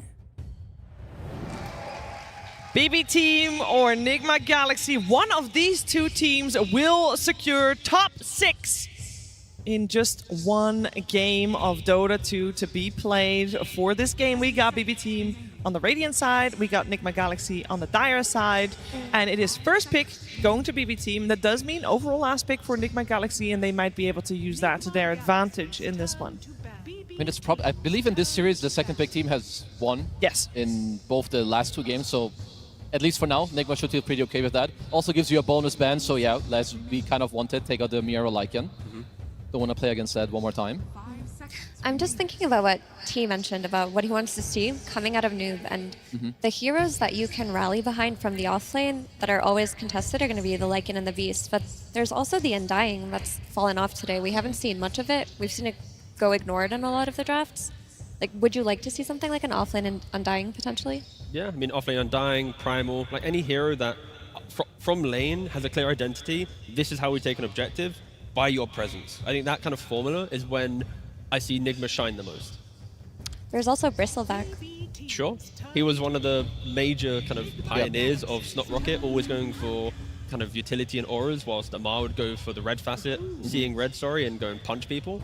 And we were talking about confidence going into this third game. I think overall, first picking Puck, it screams confidence. It does. And I think they're just kind of daring Nigma, like, do you guys understand what I'm going to do on this hero if you leave it like you did last game? So yeah, Nigma, I mean, if a team is going to first pick a core, you better answer it. So you're going to have, people that buy Orchid, maybe your Void Spirit, maybe your instant stun with a DK. They do have 5 chances to counter it, so we'll see if they are successful. They'll take a few, I'm sure. And there's still also the disruptors and the silencers, and you just start small and simple with a support. Shaman's gotten a lot less popular, but it is still something that you can play around when you see a first phase Puck. I feel like also this is going to be on Sumail. I think if you make your call here what you want, because most likely this should be a mid. Sure, you can flex it like in those type of off games, go to a side lane, like dodge some spells and like feel good about playing it support, but I feel like this should have been Sumail's call on what he wants ultimately against the Puck. Well, he'll have the chance of taking the Nature's Prophet. Of course, it's still a flex, but potentially this was just his call. I mean, it does give them some more help in the draft because, it can be flexed, which is nice. I don't think this hero counters Puck. Like, you buy Orchid, but he can buy Yules, and then you're kind of back to ground zero, right? Sure, it gives you tempo. Maybe they really liked what it offered in terms of lane presence. Yeah, I think so. BB Team are a team whose identity have been tied to their laning stage for a very long time. When you talk about them, everyone says best laning team, or they were the best laning team, and that is how they build their advantage. But today versus Nigma, they have not been winning lanes. And Prophet's early game presence on the side lanes made it so that they had built that 6k net worth lead in the first place. So, because what do you do now? I would like them to cover it like from other roles, right? That you have an answer for the Puck. It could be Mars offlane who rushes Yules, you get the Yule Spear, you have Natures who plays fast to you, like some stuff like that. Maybe you do pick the Silencer that you mentioned, Effie, that you have like the Global, you force the Yules, maybe you get a spell that when he uses himself, it sets up for your stun to do something like this. I mean, that's another form of silence. I think Omed played a really great game on it in that game 1, but alone it's not enough. You need some form of follow-up, like a disable to stack on top of the calling. Each hero is getting one step closer to countering the Puck, but not hard countering, right? The Prophet can buy an Orchid. The Murta could hit the Silence, right? We're yet to get the perfect answer. 5 seconds remaining. I mean, if you're BB Team, or what I like from them are the bans. Like, they have not beat Ghost Troll, so just take it out second phase. You know they're going to take it on a double pick. This is kind of interesting because I saw Kateomi play this in pubs. I would say if you have a really good mid player, it can enable you to just play Oracle. I wouldn't say this hero is a good laner, but just knowing where the runes are, playing through your mid, making sure to buff them up, and like keeping people alive. And it's also a purge. Like right now, we're expecting Puck to get countered through items. Oracle can take it off, you can save your mid guy, so I'm okay with it. And they don't really have jump for the Oracle. Sure, Furion with a shard can try to TP on him, look for him, and kill him with that Orchid, but if you don't have vision of this Oracle, there are no heroes that are stopping him from saving this Puck. Whatever plan that they have for Puck, fixed by the Oracle so far. They need to draft jump right now on Nigma.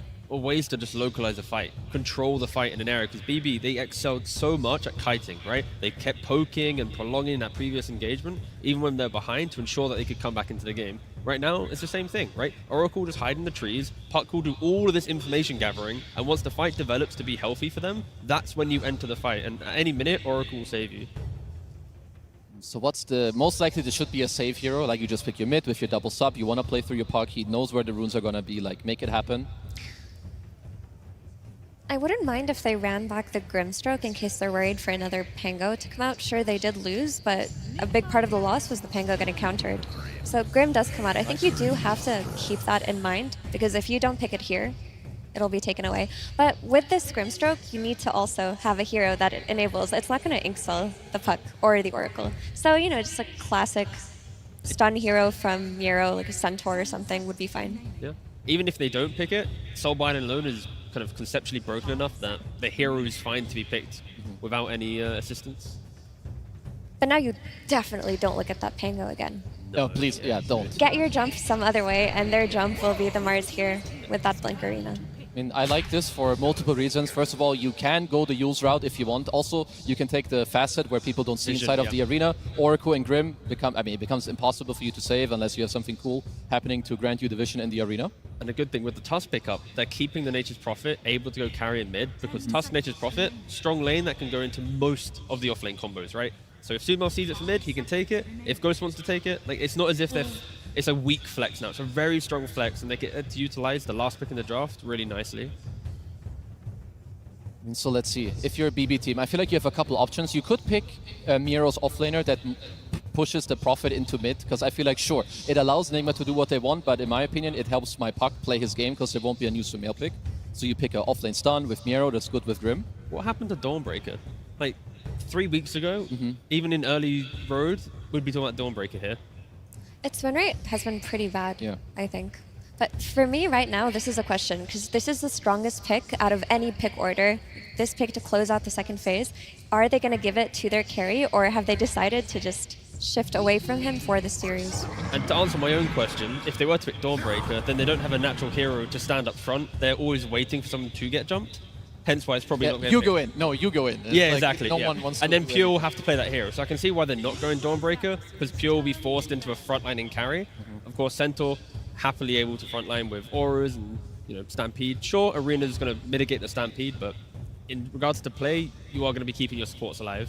I mean, nice and easy, right? You get the good Inkswell combo that they were looking for. A nice way to win the lane. Sure, there's Arena versus Stampede later on, but you're not really picking the Centaur for Stampede here, just for stability. And later on, potentially an extra save with the cart. Always fun. I mean, let's see. So BB team have to pick out of phase, which will be, of course, it will be Pure's hero. You're not. I mean, he's not laning with the strongest laner in Oracle, so it's not.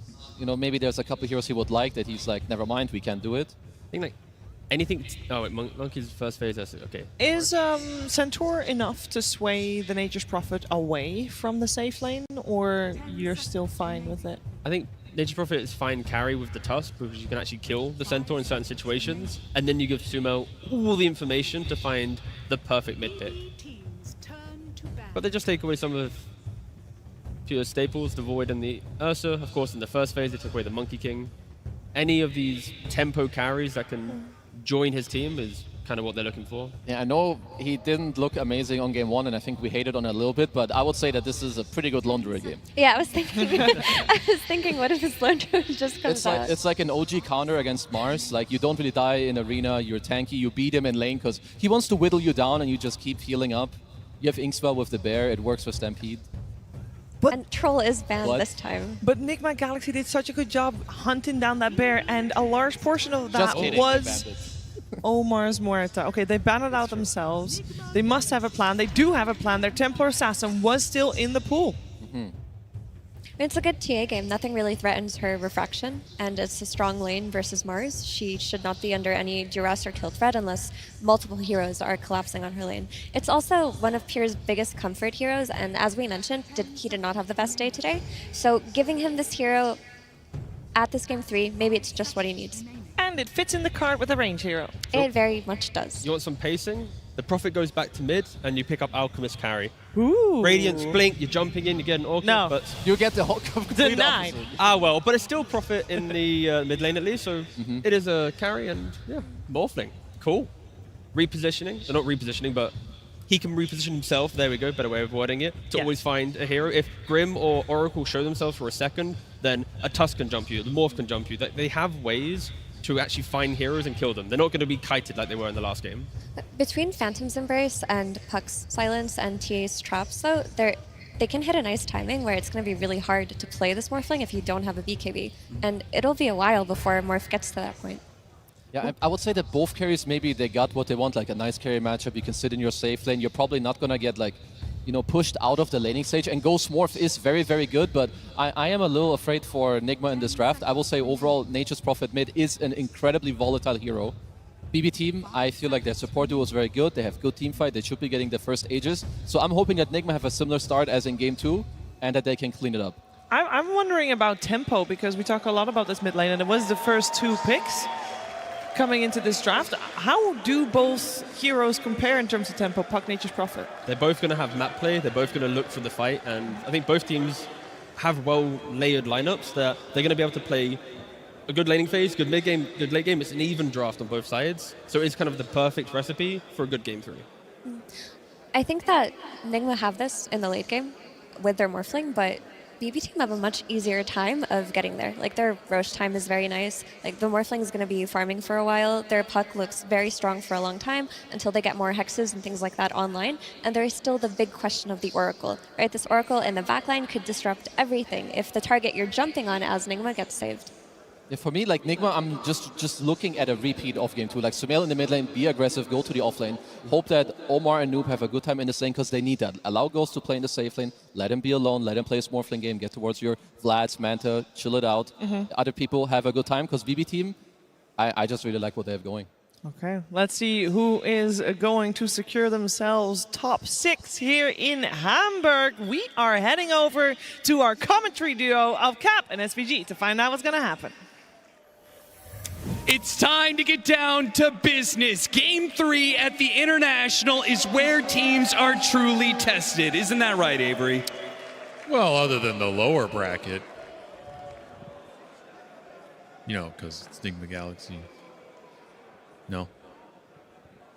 You really just had to kill that intro, huh? Thank you for the most awkward introduction to TI that I've been in like 10 years. Welcome, everybody, to Nigma Galaxy versus BB Team, Game 3.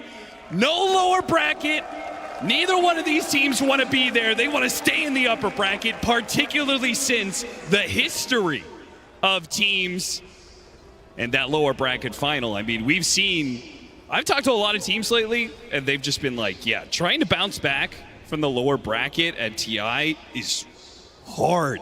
It's even harder if you're here to win, and that's what both of these teams are here for. Both of these teams have been searching for an Aegis lift in quite some time, and we're going to start off this Game 3 with a very awkward proposition here. Nigma Galaxy thought they were looking for a first blood. Instead, they have been split apart into 2.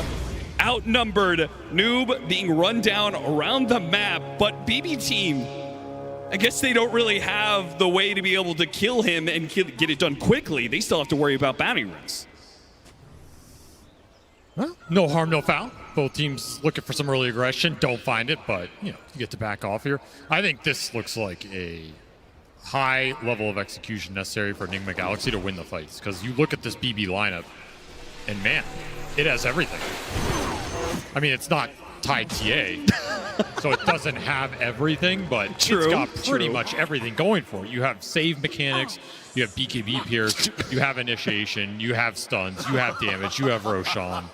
It's got a lot going for us, and the onus is on Nigma Galaxy to find these saves on the back side, to land a good arena, to split the fight up, to find disables on the puck, for Sumail to have a good game. And if all that happens, I think they can take this Game 3. Listen, that's a lot of execution. I don't like to call suspect to pauses, but that one was pretty funny. You chase after Noob, you can't get the first blood, and then he snipes your courier, pauses immediately. Oh, sorry, I got to fix my mouse real quick, guys. Sometimes you just got to send a message, you know? It did send a message. All right, laning phase-wise, we saw that Nigma Galaxy, both Game 1 and Game 2, were able to get a lot done in some of this early game. I feel like BB Team had cooked up a better idea into Game 2, gave themselves a better chance at not being run over, and they did manage to push it late game, where that was definitely where their draft was enabled. What is this Game 3 looking like between these two teams? Probably closer to Game 2 than Game 1 in terms of Nigma Galaxy want this Furion to control the pace of the game, particularly in the early portion. Ooh. That's a huge kill. We'll get to that in a second. If the side lanes can do better than they did in Game 2 and the Furion can connect to them more reliably, I think they showed the power of that going to Pure in this safe lane and shutting him down with the extra numbers and the extra rotations. Yeah. That did a lot of damage to that Faceless Void. If they can repeat that, they can achieve something similar here. TA is a hero that recovers faster, but could have a hard time fighting into the Morphling in some of the later fights if the Morphling's a decent enough position ahead of him. Yeah. Which should be the case. Like, I expect Ghost to farm on this lane. I think Miro will also farm on this lane. I don't think either core is really going to get shut down. Save should have a better early game. This will be the tough lane for Nigma to rotate into, especially if the Centaur doesn't get chipped down.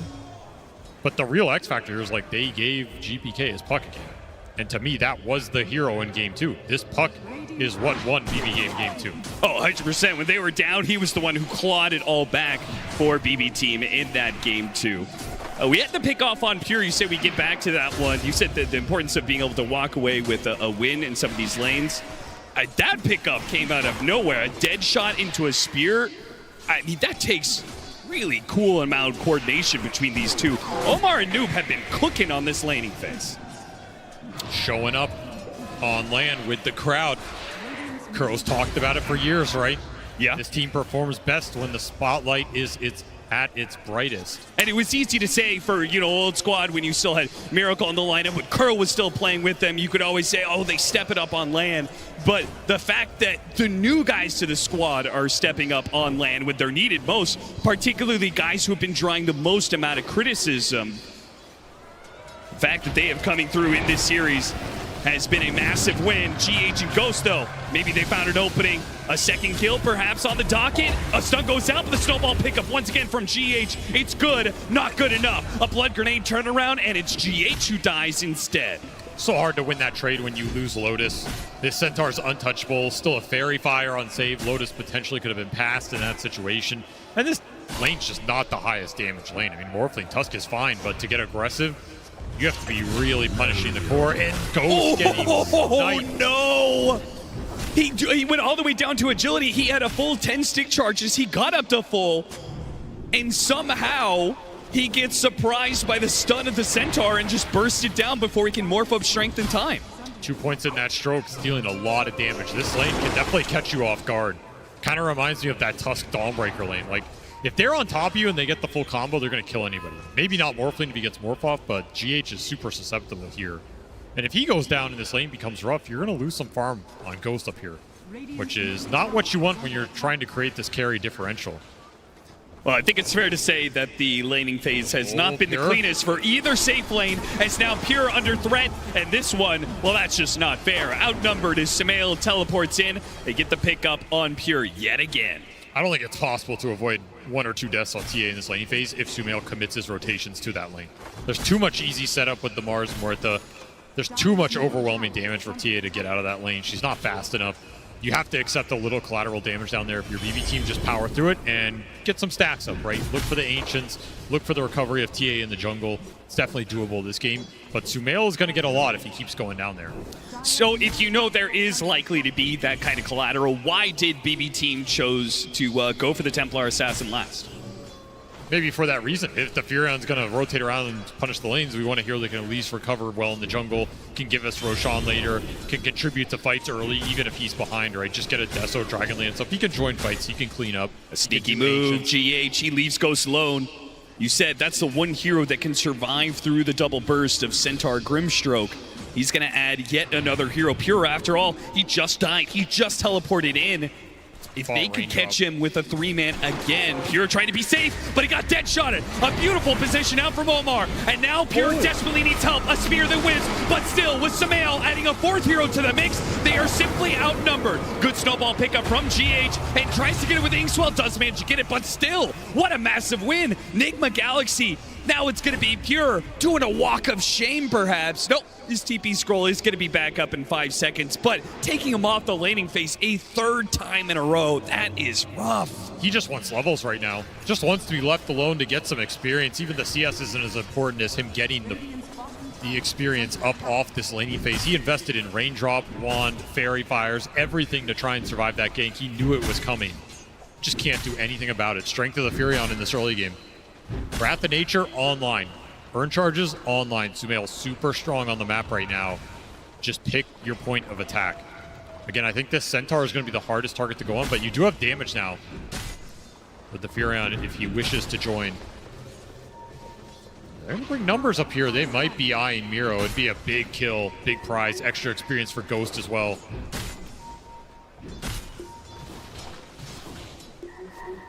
Katomi trying to match GH in this. It's not going to work at all. Gets caught in the process of moving around the map through that gate. Looking at the Wisdom Shrine.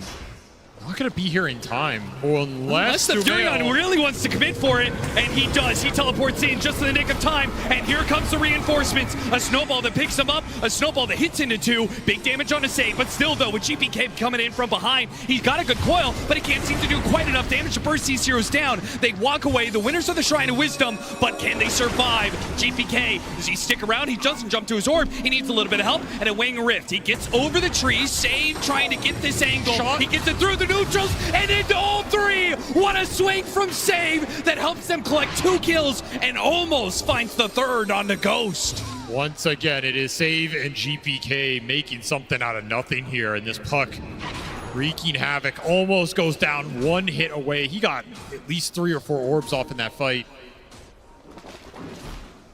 Just so much damage. 6 orbs off in that fight is ridiculous. And that could have been even more devastating because he solo coiled the Morphling. That coil could have gone on everybody there. Tag team in the fast play continues. Nigma Galaxy. Oh no, the spear didn't land as GH tried to snowball through. It breaks through some of the trees. And GPK, once again, he knows the name of Sumail and how he's going to be moving around the map. He's got to match it as much as possible. He's got to see his own name up there on the kill feed. He tries to find an opening onto the mid Muerta. Sumail returns back to lane though. Sumail unable to find his own kill in the bottom lane thanks to a Stampede being used. It's a big dodge. Again, trying to get levels up on Pura. This means he can get to level 6. No charges for the sneaking in play. Silence from behind. Too much damage.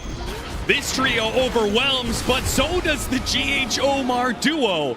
You get a little bit of help from the Nature's Wrath of Sumail. Still, though, BB Team, they'll get a tower out of this. But Nigma Galaxy, they get it too. These 2 teams are mirroring each other around the map. These support duos are just setting up so much right now. They are strong support duos in this game, especially against the carries, against the mid laners. A lot of silence, a lot of disable. Helms for both offlaners here, just trying to bring the towers down, sustain themselves on lane, but it's definitely Miro getting the better of the situation. This Centaur is fat, man. He got double Morphling kills on the lane, absolute free farm into a tower. It's gonna be a really fast blade mail blink, and then he's just a beast in the fight. No one's gonna want to put the damage into him at that point. It's going to be fast, slowed down a little bit by that Helmet Dominator pickup, but the fact that it helps him take this tower. I mean, he's already got the blade mail. Like, this Centaur is just huge. Yeah, and the way that Centaur pressures map, I feel like this Helmet Dom is going to be really useful for this hero. Oh, yeah. Like the way the Tidehunter used to like to build Meteor Hammer, right? Like, this guy just sits in a lane. You don't really want to go for him, but he doesn't have the best way to hit tower. Well, now you've got a tool to do so. Or he can farm top wave while making the move towards mid. That's currently what he's looking at, though. The opening does not present itself. So back to the Bounty Runes, double sitting there. Just going to soak up all this farm. And that backstab to mid is always available if BB want to force it. Kind of a scary move to force, depending on if the supports are off the map, which they are right now. And currently, they're looking for a smoke connection onto GPK. They want to land that calling. If they can get the Sprout into the silence, beautiful stuff. Execution on point, but Katomi saved GPK for now. Thanks to that Fate's Edict blocking away all that magic damage. They threw a ton of damage at him in that window. The Fate's Edict just blocks it all. If you don't get on top of the Oracle in these skirmishes, and especially the late game team fights, you are going to be in big trouble. It's going to always bail that first target you go out on, and your lineup is pretty single target focused. Furion, Morphling have to go into one hero. If that guy gets bailed out by False Promise, that entire fight resets.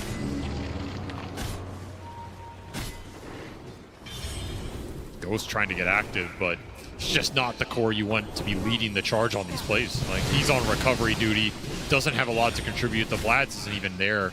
Oob, he knows where Pure is.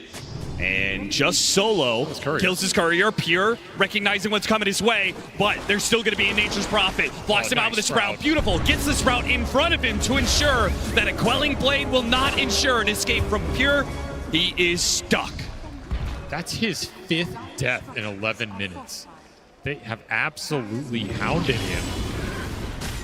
It's kind of looking like the early game of Game 1, right? Where his lone druid was just being hounded non-stop. Or GPK, like Game 2, where his Faceless Void was hounded non-stop. That's true. I mean, they have just had his number this series. And amp damage makes it a whole lot easier, GH. He tried to stick around, tried to pull the aggro off the tower, and does actually do so successfully. No jump to the orb. GPK will get a help from Miro, though. This tower was going to die one way or another. And it's Power Rune after Power Rune, too. I mean, GPK is just having the freest time. Him and Miro are loving life. It's just pure suffering. I think BB would be happy with most of these games this series if it wasn't the damage Nigma Galaxy's inflicted into their safe lane here. Just up to pure not to tilt, right? We saw him recover in game 2. Sometimes it can be really frustrating to be targeted this much. Yeah. But you just have to take it and rely on your team to make the most out of the space, right? You're not behind in this game. In fact, you are ahead network as a team. You just have to recognize that and recover, and you'll find your mark eventually. And if you're Nigma Galaxy, you can't rely on the fact that you keep shutting down Pure, and that's enough. As we saw, GPK can absolutely just carry these games on the puck. With the start that Centaur's had, he's going to have his choice of either auras or initiation power to contribute to the fight soon. You need your initiation up. You need abilities to get onto this Oracle and find him at the start of fights. You need the ability to lock down this puck. These are the two biggest problems for you in this game.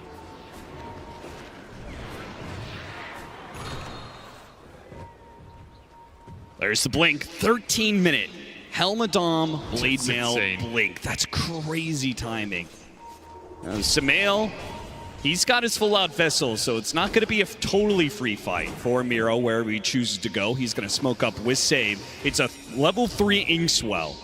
The amount of burst damage that's going to come out of this is pretty hefty. Yeah, that's the thing. The blink is so fast here that it's enabling save off the back of it, because this is the hero he wants to play through the most. And then you have Power Runes on GPK. He's sitting on a fresh Arcane he just popped. He's just looking aggressive. A lot of team fight strength for BB Team around this mid lane right now. And Nigma Galaxy are dodging it pretty successfully. They are. Shouldn't lose anybody to this. In fact, it's a re-smoke. It's a big committal in this early portion of the mid game for BB Team. They really want something out of this, and Wisdom Shrines just spawned. You're not even going to one of the shrines here. You're just looking for someone out in the open. Yeah, this feels like the play call here a little bit off. Not finding the kill on the initial smoke, I feel like that one was fine, but the re-smoke and running around still not getting anything. I mean, good call for Nigma Galaxy playing the hard edges of the map in the first place. Felt like they could have gone either to Wisdom Shrine or bottom tier 1. Like, there were objectives on the map to lead these smokes into. Even if you miss, you're going to get something out of it. Yep. They were just hungry for kills. Swing and a miss. Nigma Galaxy dodge. Some recovery time for the Morphling. Yeah, both carries certainly need it. Both of them are kind of in the dumps right now when it comes to net worth.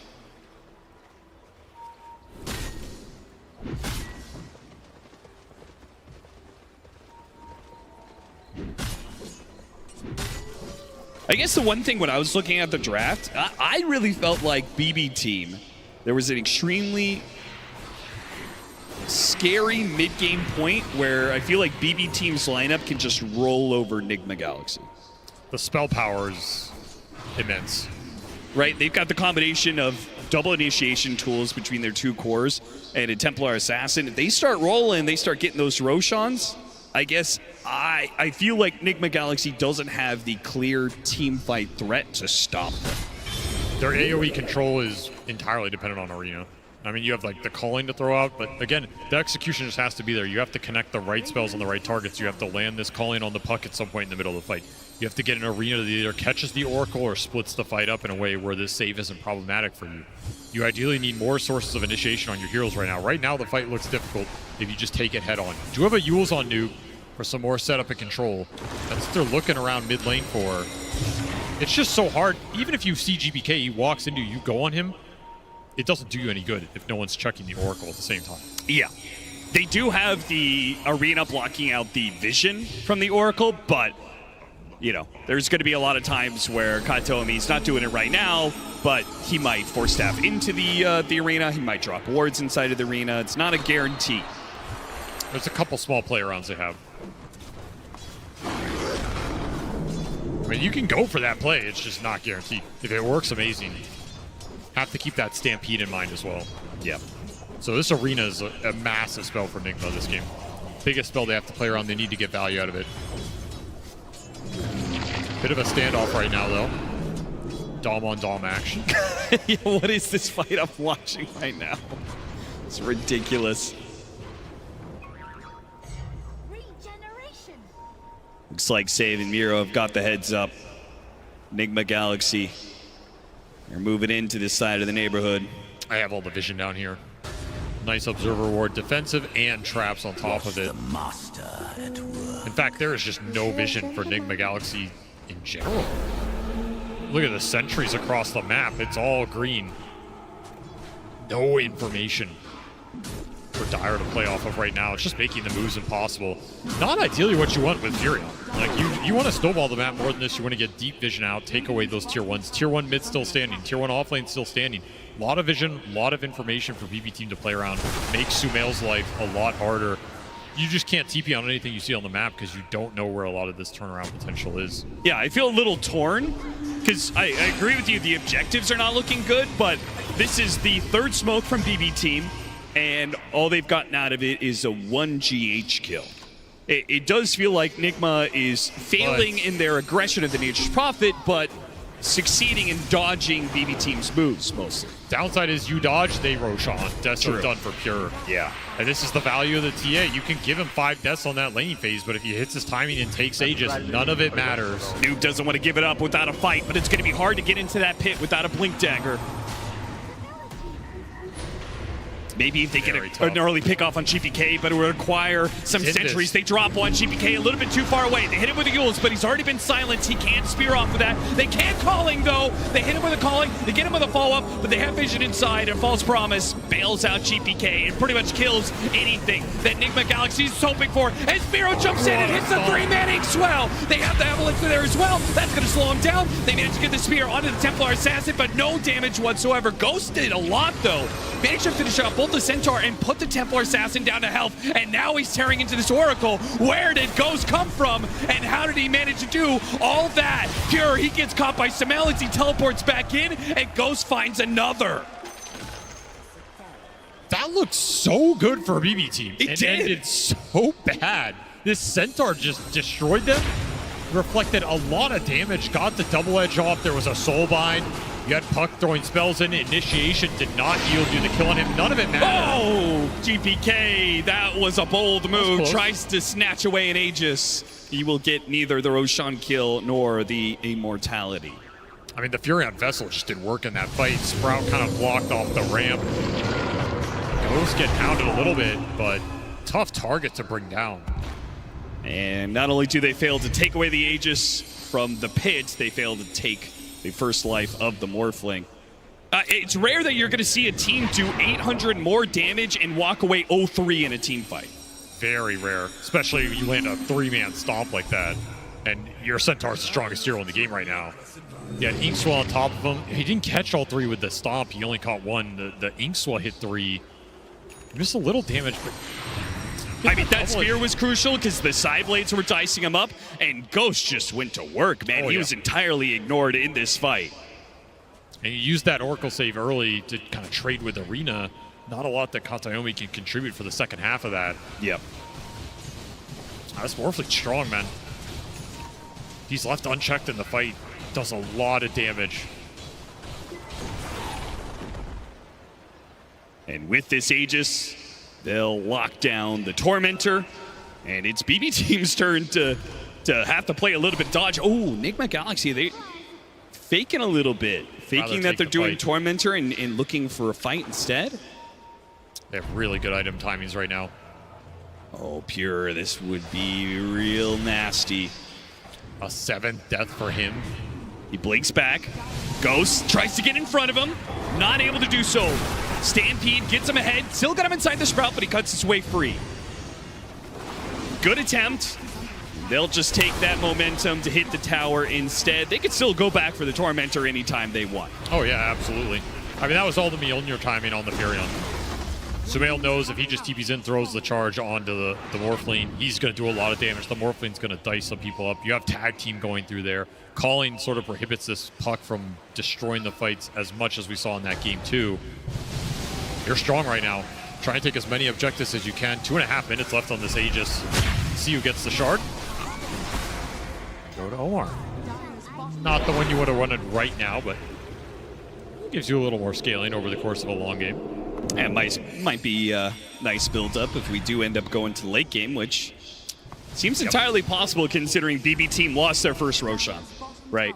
I mean, a Templar Assassin lineup, on paper, this is a lineup that was supposed to get the first Roshan, take some of the map, get second Roshan, start threatening some buildings. But if you're 0-5 off lane, you are not supposed to get that first Roshan. That's true.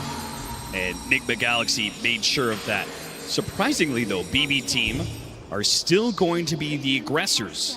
Not with their full 5 either. They're going to live pure behind to find farm and go with a 4-man squad to quickly kill the Mars. Can they get out? Sumail, he's going to try and stop them. Centaur and Centaur violence. Miro trying to get away. Ice Sharp blocks him in. And he's kind of stuck. He does have BKB. Is he going to pop it and TP out? And can't even get out fast enough. Ghost, he's a bit afraid. Very awkward for staff. Sprout just messes with you sometimes. And yeah. Not the BKB charge he wanted to use there. Not at all. It's very fast BKB. It's a 9-second duration just to run away. It's looking to scale, though. Eyeing up the Shivas.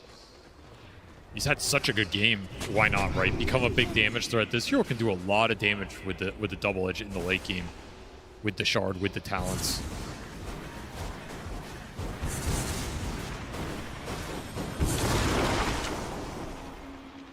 BKB for Sumail will be another big timing for Nigma Galaxy. They're also trying to get that BKB up on Noob. He wanted to go BKB before the blink here on the Mars.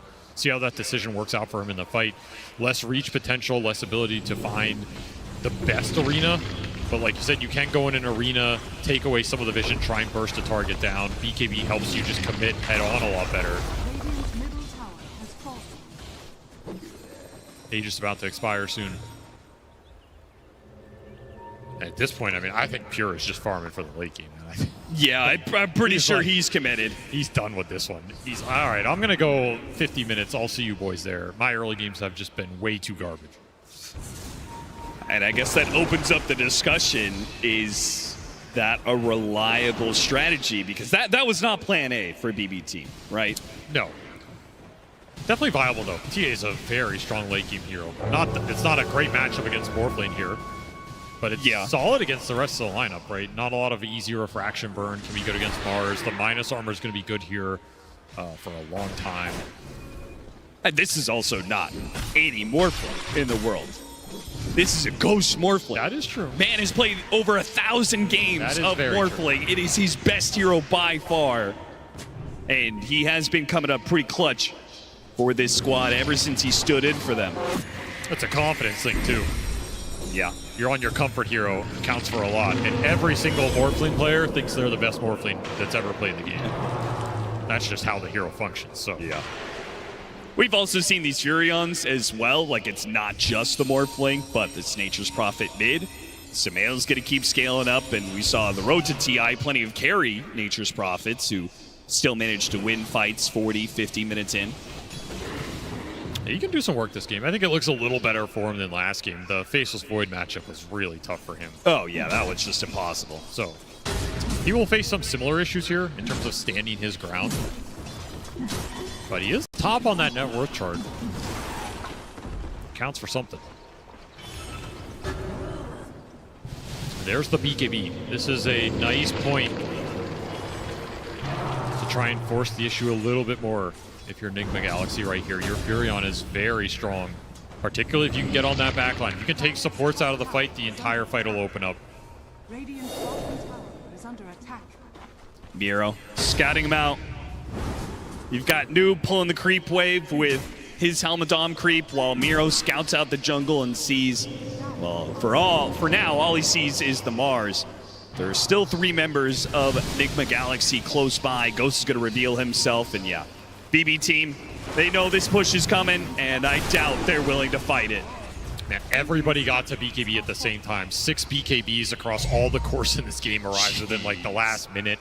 The last big item to come out here is that Ags for save. He's very close, just rushing that Dark Portrait this game. He wants to create a copy of Ghost in the fight.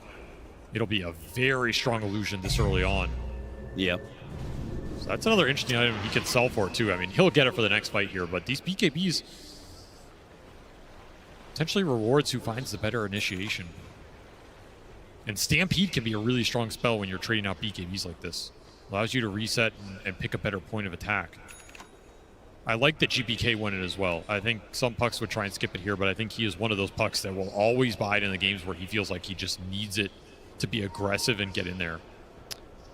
BB Team did this earlier. Now we see Nigma Galaxy. What is with these teams just hanging out as a stack on the corner of the map? I mean, I understand sitting in the triangle, right? There's farm to be had there. So while you're waiting, you can hit neutrals, but... I mean, this feels like what Nigma did with the Roche last year. Like, I've seen them do this as a team across the season. Sometimes they just get an idea, let's sit here for 30 seconds. We have a feeling that they're running into us. And more often than not, they're not running into you. Well, it doesn't work there, and maybe they'll return to the push. I thought they were just going to just 5 heroes into the tier 2. I didn't really see that BB Team would put up much of a fight, but... They're going to fight now. They just got the Ags on save, so they're fully online. They will smoke wrap if you hit this tower. Assuming they have one. Yeah, they do have a couple left. Might also want to save it here because the Roche spawn is guaranteed in the next 40 seconds. So why take a fight for bottom tier 2 when you can take a fight for Roche? That is true, and you can get some of the vision down while you know Nigma Galaxy is too far away to do anything about it. Katomi's just able to walk up there, plant a sentry, and maybe sneak an observer ward somewhere around here. They're going to try and get a good angle. They know Nigma Galaxy has to come and contest this. You have the trap vision, you have the ward vision.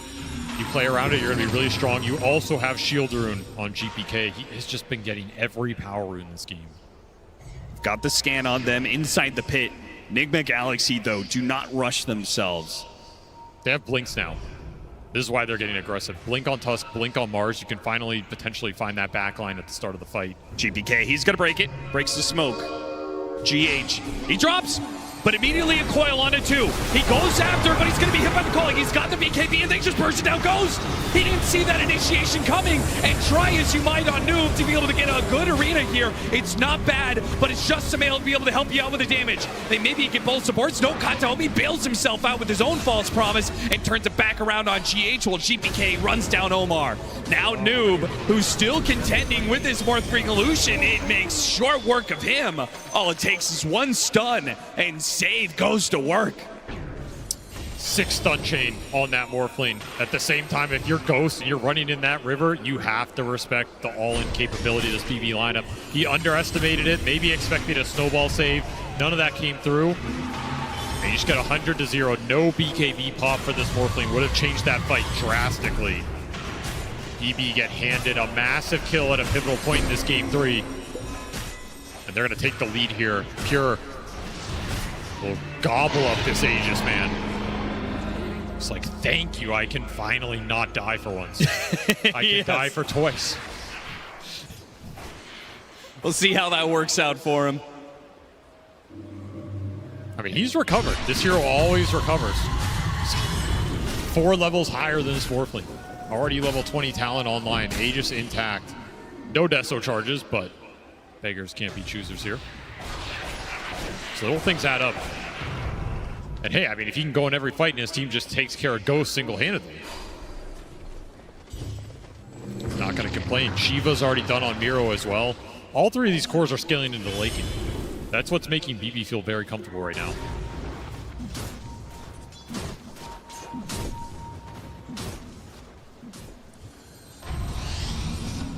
Nigma Galaxy. They won control back of this game, and they're going to try to chase after Pure. They don't quite get that, and the turnaround from GPK is swift. He catches Omar out. Now looking for more with the coil. Grabs the Morphling. He's going to stun himself. Here comes that Centaur. Here, oh, what a save from Noob, but still, the stuns land. No BKB from Ghost 2 times in a row. These are insanely impactful deaths right now. You're just losing your opportunity to try and take over these fights with the Morphling's item timings. And every time he goes down, BB are going to extract 4 or 5k off the map. All their cores are going to continue to scale. That was such a sick spear read really from was, yeah. Noob as well to read the fact that Centaur was going to make that kind of jump and try and go for the stomp. He stopped it, but the Inkswell was still there. You understand what they're trying to do. They're trying to get Ghost out of that situation without having to use the BKB because they know how valuable it is. But that's basically 2 fights in a row where you don't pop it, you don't get to play the game. And Pure is just loving it right now. Boy's getting large. And Sumail, I mean, he's just treading water. He may be top net worth, but he's not creating a gap. Noob, with Spear. And is that going to cost him his life here? He's got Gem on him. Sumail gives him a little bit of backup here, throws out the Sprout. Pure just blinks out of it. Fraction blocking the damage. And Noob at half HP. GPK does get silenced, but there goes that BKB. A punch comes out. GH. He catches GPK, who thought he was going to be fine thanks to the BKB. But there are multiple counters coming out from Nigma Galaxy. Super nice jump from GH. Salvaging the last few minutes here. As the AC arrives for the Furion, that'll give Sumail a lot more staying power. You can just look at this Tormentor real quick. Get some bonus gold for your team. Oh, that's going to cost Omar his life and almost GH as well. Solid shard, though. You can get in here and hit some spears. That will be worth it. Sumail's probably sitting here going, guys, what the hell is going on? And Gary's not popping BKB. My supports are dying to Tormentor. Just gotta keep farming, keep playing the game, keep scaling up. We saw how significant that burst damage is, though. Like, this Tusk gets a punch tag team connection on you, and the Morphling or Furion are hitting you. You can absolutely take anybody down. 1 or 2 seconds, they're just gone. Might not even have time to throw out the false promise. So you're just gonna wait out this Aegis and then look to fight back on the map. 1 minute left for Pure. As they try and take as much map control as they can get right now.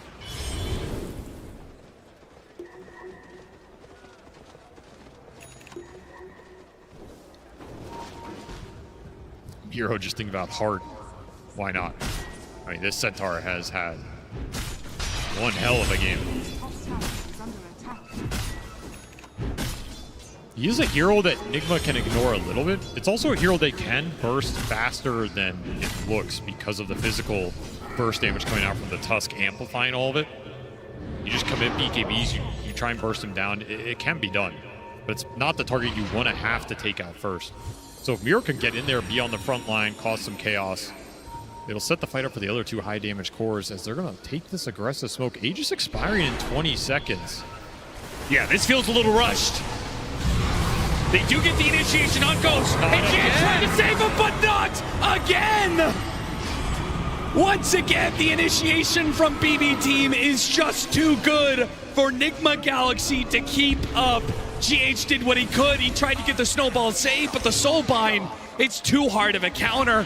The BKB doesn't go off, and the Aegis just simply isn't needed.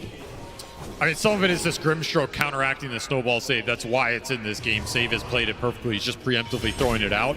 But the other part is Ghost has to just be more disciplined. He has to pop BKB when these coils are coming out and he feels the rest of the initiation's coming. You might not want to do it, but you don't have a choice. And now you've given up another big kill into a big opening, even more levels going into Pure as he works towards that 25. Still has the banner, just rush the Swift Blink going into Daedalus. More burst damage coming out from this TA. I mean, at this point, Avery, it feels like a game that has gone the direction it has off of just whatever team makes less mistakes at this point. That's TI. The pressure, the moment it gets to you.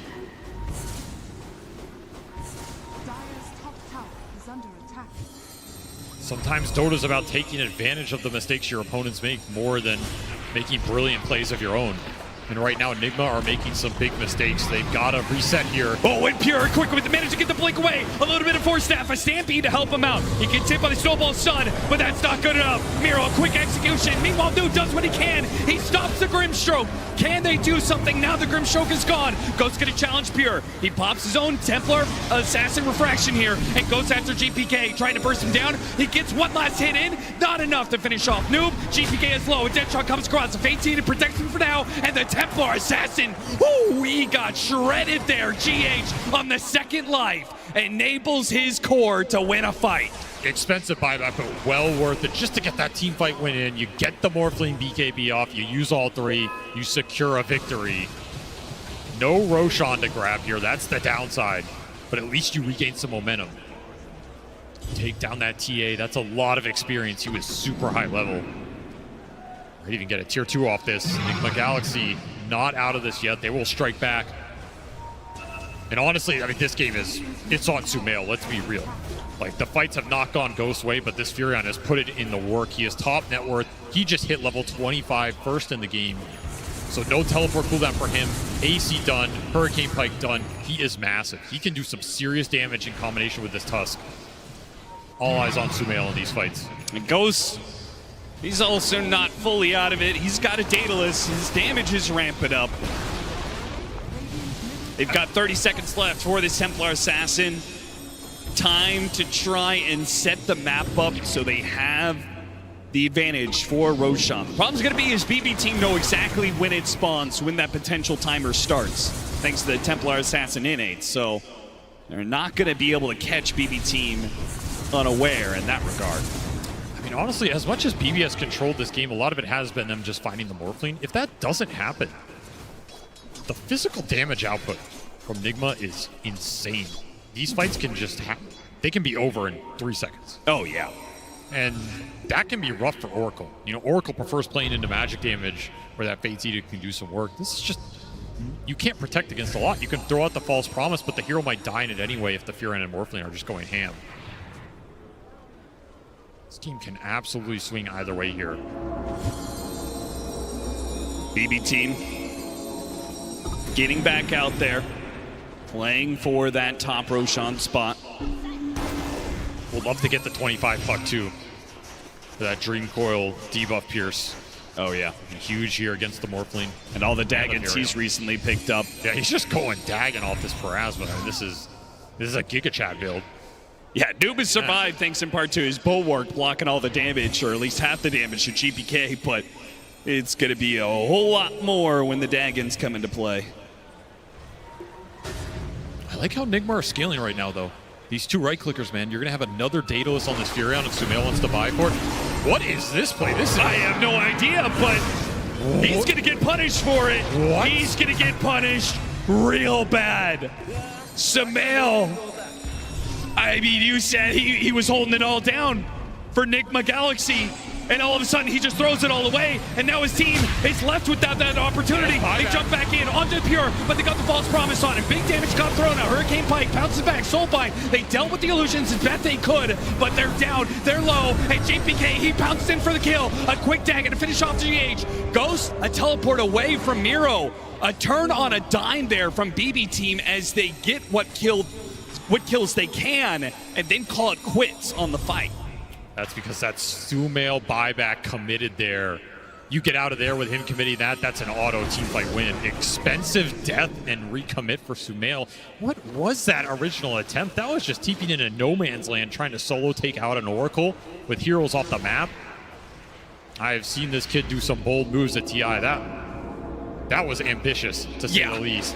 And it cost him big time. And now BB, they have an opening.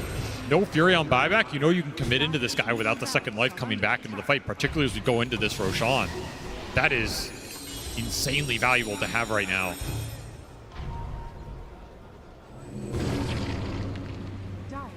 It is a long Rosh spawn.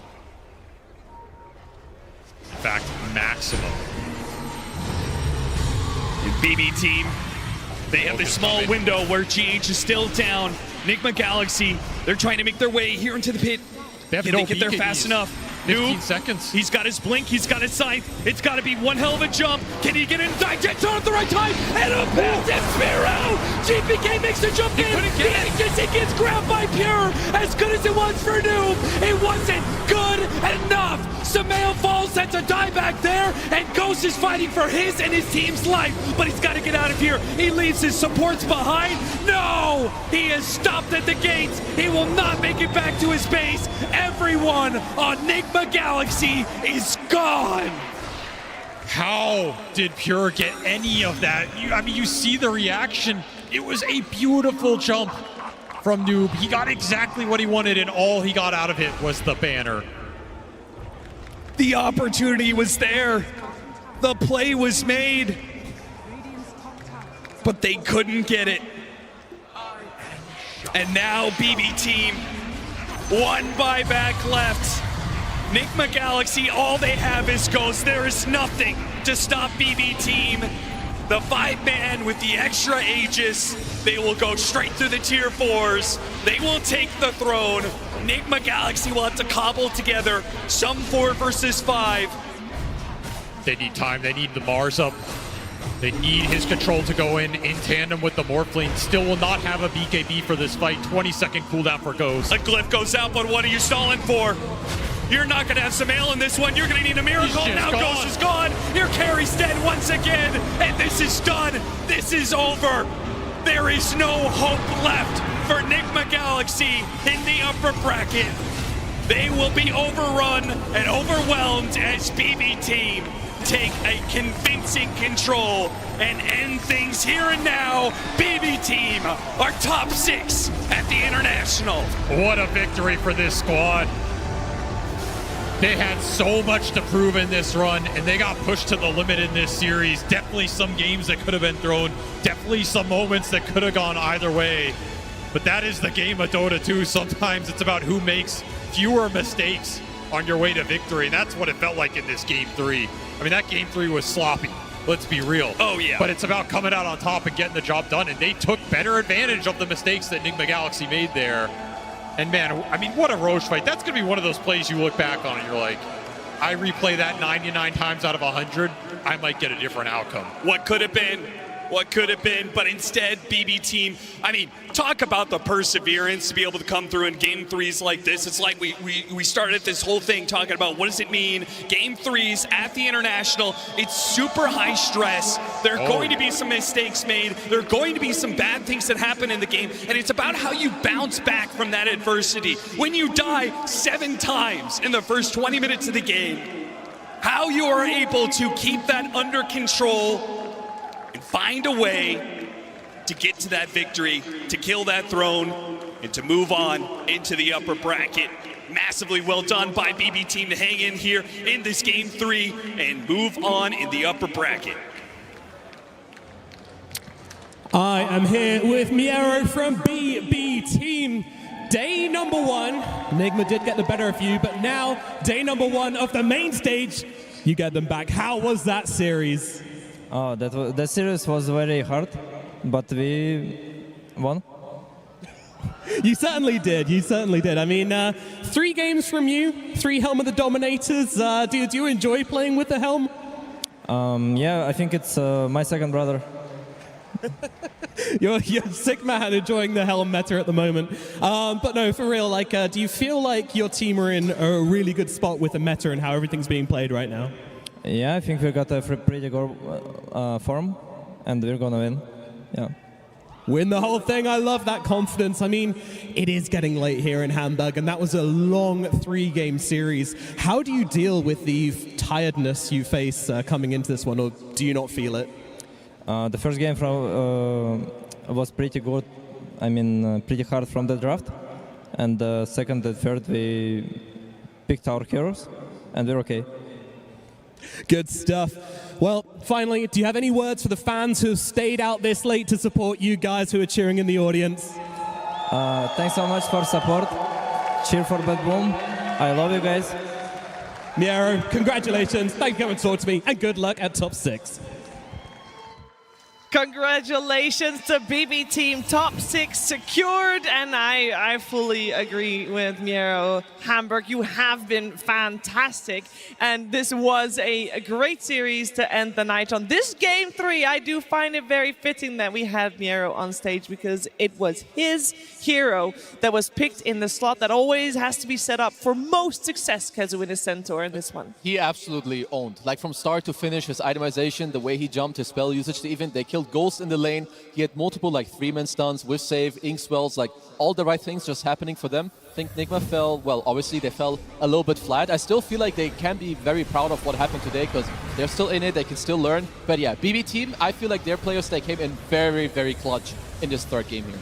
Yeah, he had a very interesting build too with the Shivas and the Hex. Yeah. Not really something you see out of Centaurs. Usually they play for like, oh, Crimson Guard, hard scaling, but he identified that he needed to blink into the backline, he needed to catch the morph whenever he could, and he nailed it, honestly. He was the rock today for his team. because Pure had a lot of difficult laning stages, and Yeah, he did this one manage, also. he did manage to make his big comeback here. Yeah, I was gonna say, are we going to talk about it? Because I think Pure's very grateful his team is this good. Because if you put Pure on a different roster, a weaker roster, then he will be the reason why they're not going through to the next round, getting to the top 6, going to the lower bracket. He was having a really, really abysmal series. But then when it got to the mid to late game, he did step up because his team did so much work. And I gotta say, for me, I think Save, he was the true MVP in this game for me. The fact that on Grimstroke, he has showcased in a couple games now, you're not locked into any set itemization. You buy what you look at for the game. And here, he's buying the Aghanims. Ghost did not respect the Aghanims from the Grimstroke at all. He had the Butterfly, he had just big damage. Actually, no, he didn't go Butterfly then. He changed his build because of the Ag, sorry. But he forced the Morphling to play different, out of comfort, and yeah, Save just dominating this entire game. And his positioning there at that very last fight in Roshan, he wasn't near the pit, he wasn't in the low ground, he wasn't like trying to break smokes. No, he was at the entrance near the Radiant jungle, and he just waited for that perfect leash where he found Morphling and caught him. I think the key thing as well is I'm happy that they're just smiling, right? Yeah. I think And happy, yeah. the fact that the start of these games has been so tough, you could see the pressure means they shouldn't have emotion, right? They're so focused, but to still have all that joy, to still have that energy, it is testament that it doesn't matter if they're winning or losing, they're still in good spirits. Yeah, I feel like we saw a progression with that throughout the series, where game 1 you could feel the nerves, game 2 it was almost relief rather than happiness, and this was just joy. Yeah, I mean, look at the stats from Save, like, yeah.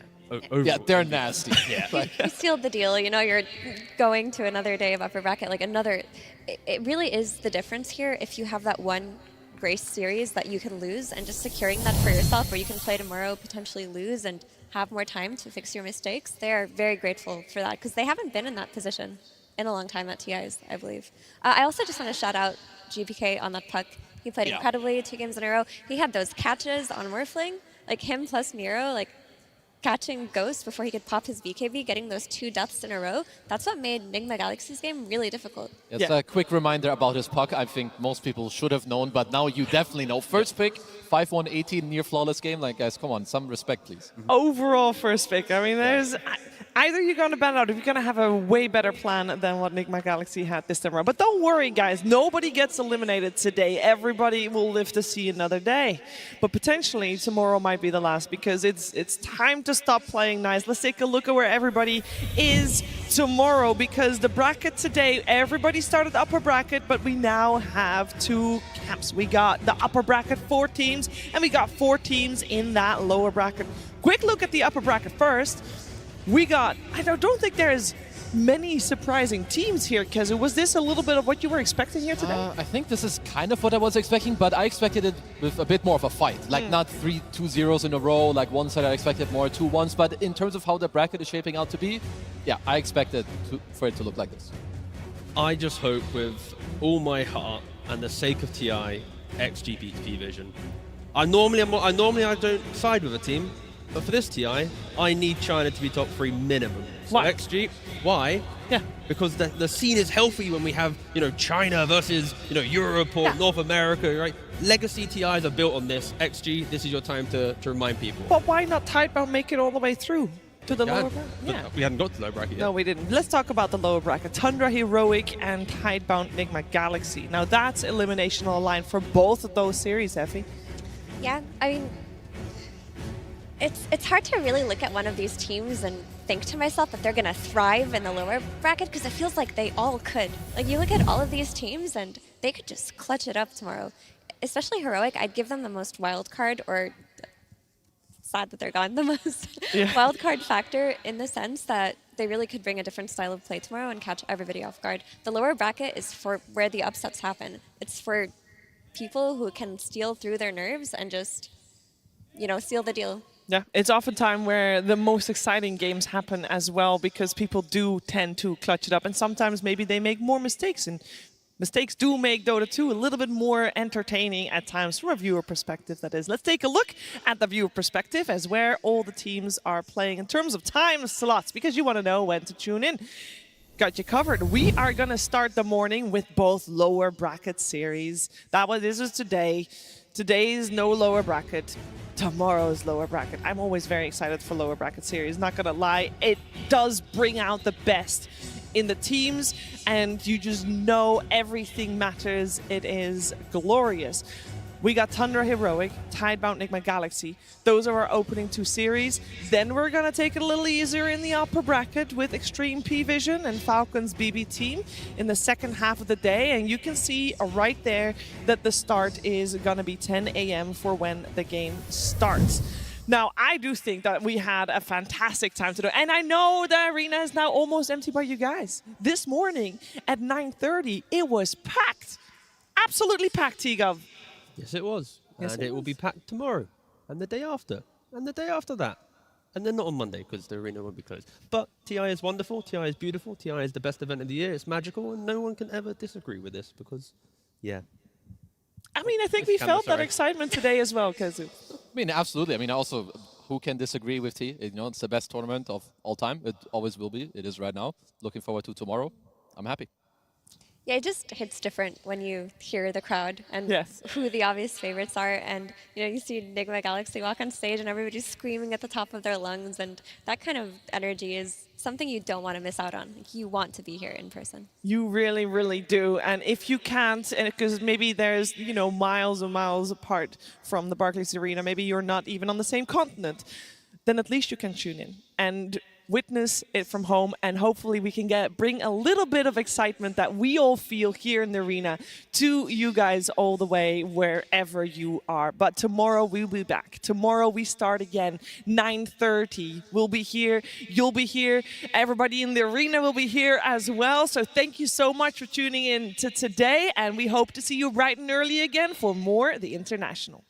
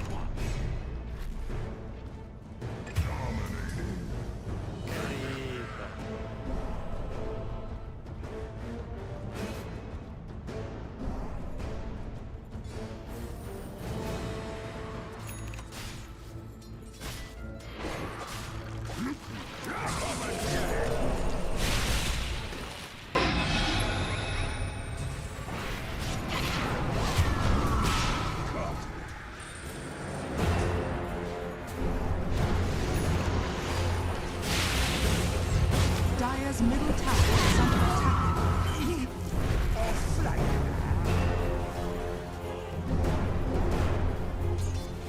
Dire's bottom tower is under attack. Radiant's middle tower is under attack. Regeneration.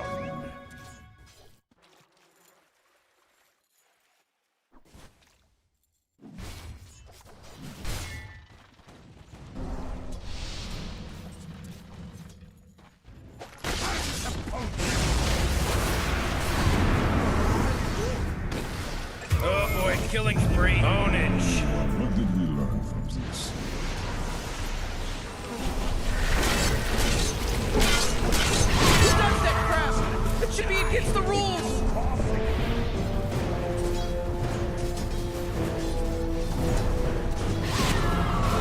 Dire's middle tower is under attack. That force field leads me to believe that Dire just fortified their structure. Oh, Radiant's top tower is under attack! Dire's middle tower is under attack.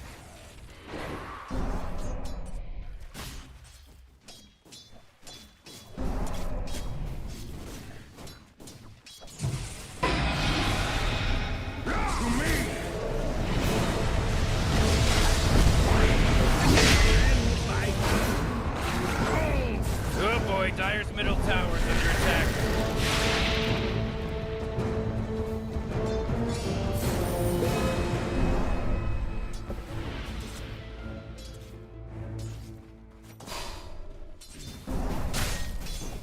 Denied. Denied. That should help!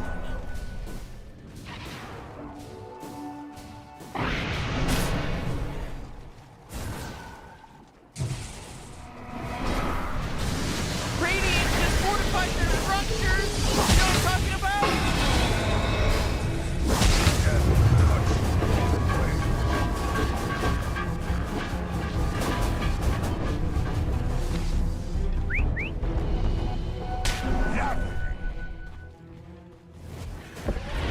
Dire's middle tower is under attack.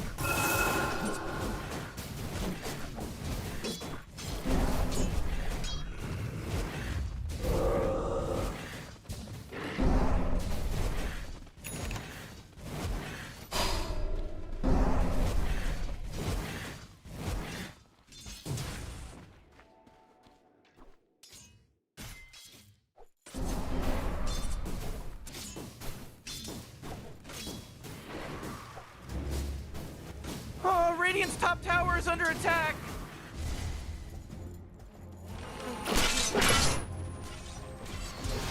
Whoa, initiating killing spree mode.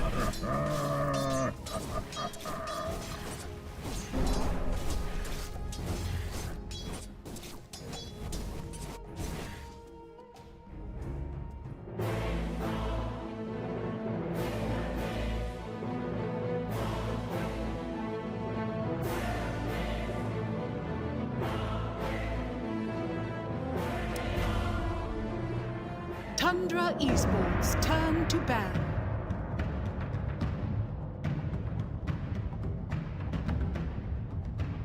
Ten seconds remaining.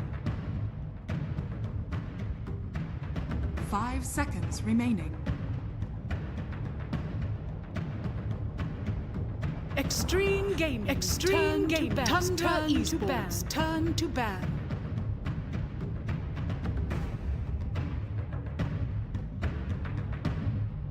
Seconds remaining.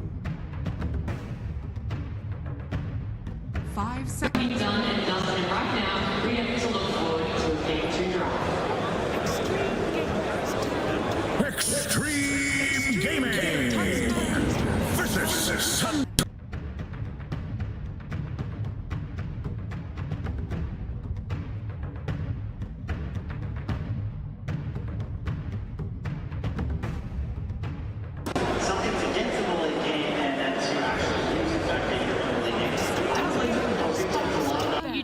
It's a formal proposal. When it's now, Extreme Gaming, they have a very strong safe lane. You have Troll against Lycan with the Winter Wyvern. You're not losing that lane. Okay, at all. Anything else that you guys want to put out there before we get to know some more information from the coach? I will say I think Jug's generally like an underrated hero. I was seeing it in pro level pubs up until TI, so I feel like some players just have a read that it's a really good hero and people are not valuing it high enough. Okay. And Winter? I think Jug is going to... Wait, did we see what facet the Winter Wyvern went? No, but I think Jug is not going to do much this game, so I'm not going to agree with Andrew here. Okay, alrighty, we've heard all that we can from our panel right now, but we're going to get some more words from one of our coaches with Tsunami. Thank you very much. Yes, I am joined by Xiaowei, coach of Extreme, and Helen will be helping me translate. It is the first game of TI 14 here on the main stage, and more than the game, I'm quite interested in your hair. Ame's got lavender hair, Xnova's got blonde hair, you've got red hair. What's the story behind this? 本次比赛一场比赛，我们更关注的是你们的发色很有趣。阿妹的发色是淡蓝色的，然后Xnova 的是黄色的，你的是红色的，是有什么故事吗？没有，我们3个就集合训练的时候不约而同发现大家都染头发。There's no story, but after we arrived at the boot camp, we noticed that we have different hair colors. Wow, the synergy on this team, even without communicating. And then in the days off, you guys qualified quick through the tournament. How'd you stay sharp after you went 4-0? 作为本次比赛首支晋级正赛的队伍，在休息日当中是怎么保持自己的状态的呢？我们就晋级以后就稍微讨论了一下，然后每天都会保持训练，然后打路人，也没有干别的事情。So after advancing to the main event, we continue with our scrims. We had discussions and played ranks. So that's what we did. Well, hopefully the pubs have kept your things sharp. Going up against Tundra, Xiaowei, thank you very much. Good luck in game number 1. And let's send it to our casters, Trent and Lyrical. Thank you so much, Tsunami. We are here. We are ready. Hamburg, are you excited for the first game of the International? Well, that's good because we're going to be here another 60 minutes, surely, if anything could go by from what we had earlier. Do you think that's what Tundra have in mind here, though? They picked a juggernaut into quite a bit of, debuff immunity stuns here, Lyric. I'm a little concerned. You know, you're not wrong. And the panel was talking about it, sort of this team fight supremacy that you sort of have in this early goings for XG. And I was wondering if they maybe are even just thinking, we're going to healing ward, try and like put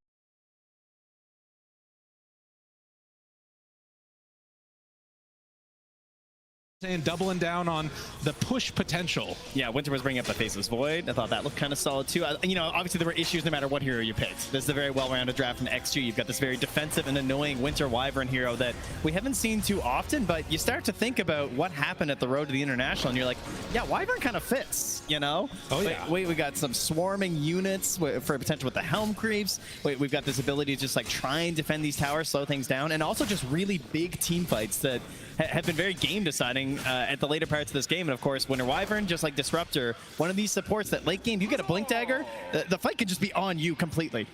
Yeah, and of course, that's where BZM is going to be looking to make those big jumps in later on to find Xnova hanging out to the side. But at least out of this early going, we're just getting a solid laning stage, it looks like, for Tundra. You can see they're already putting a little bit of a hamper here onto Ame's Troll Warlord, a hero that I absolutely despise, but it does actually seem like it's pretty good in this game.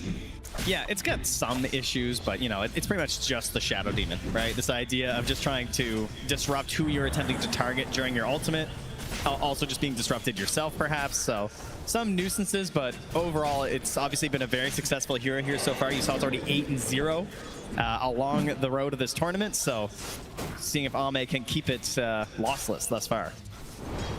And already they're doing some pretty good spam out here. Interesting to see XXS go for the early boars, considering the counter that we've seen them take in Toby's Warlock, but still opting to play more around that.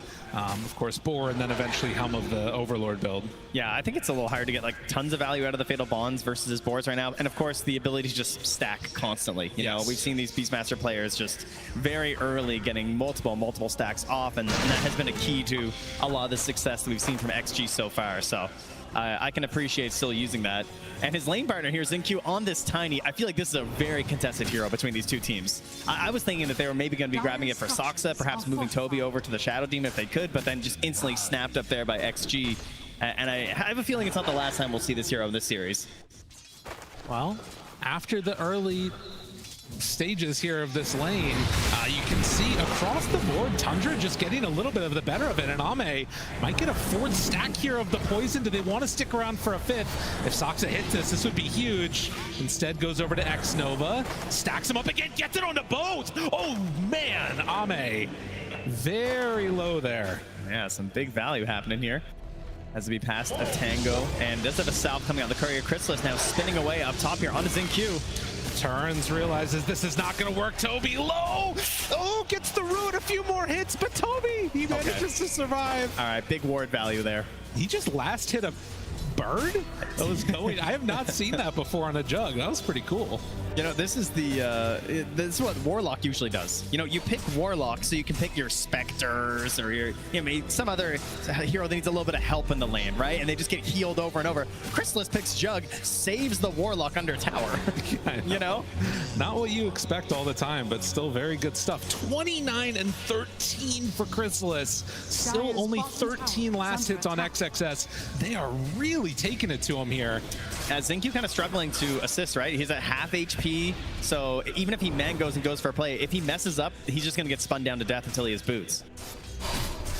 Usually we think about last picks in the context of, being this hero that's going to be a great team fighter later or cause this huge problem. Maybe this problem is just trying to completely dominate the lane and then snowball from there. Shut down XXS's timing, because it's going to be a while before he gets that Dominator. And while all this action is happening in the side lanes, very quietly, we have a pretty big lead growing here for BZM. That's why they call him the best zoomer mid, you see. Oh my god. Because he's crushing it right now. Look at him, he's top of the board. Where's this Pango? XM's leading for his own team, but he's under all 3 cores for Tundra. That's true. No, they're having a good time of it so far. Obviously can turn in a moment if things get a little bit too spicy and some early hits thrown out. But 6-minute mark coming up. First rune, obviously a really important time for a Storm Spirit. And they're getting set up. Should be able to secure the top one. Tiny's there too. And it's going to be an invis gotten by XM. Never mind. Radiant's middle tower. All right, back he goes. But if there's a rune you're going to miss as a Storm invis, that's a pretty good one. Yeah, it's, we'll take it here. Of course, that is going to be a major focus, as it always is, for any sort of a Spirit mid. So as we get close to the 7-minute mark, we'll see if anybody decides to make the movement over for Wisdom. It does appear like Shadow Demon is going over to try and sneak one, or maybe go for a kill here onto XXS. He's just a little bit... Oh, and Pango rotating also. Yeah. They really need this play right now. The invis, they see one, don't spot XM though, and now Rolly back and forth, finds 2. Chrysalis decides that he cannot make that move forward onto the Beastmaster, so they shut down any extra action coming their way, and it looks like it is just going to be a trade-off of Wisdoms. Yeah, that's a lot of time spent here from the mid, unfortunately. Big effort, and I'm looking at XXS. He's lowest of the cores, and he doesn't have anything to fall back on right now. Yeah. There are no stacks made for him at this moment. And even if there were some, they're obviously getting very aggressive right now. As you can see, Tundra, BZM's coming in here, he's like, where are the stacks, man? I'm trying to steal a double or a triple here, and there's just nothing for me to grab. Yeah, that is interesting. I mean, they already put some good pressure on after the big rotations over to this side of the map. XG are able to keep their tier 1 tower alive, but you can see kind of the idea that Tundra's going for here. They want to shut this down before XG really come online.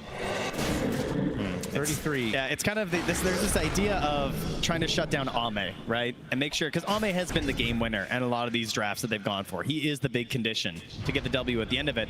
But we're not seeing that pressure on him, right? They've kind of just left the lane because they're worried about potential kills. Instead, they're putting all this focus on XXS to try and just slow down any sort of an engine that's going to give that time to Ame.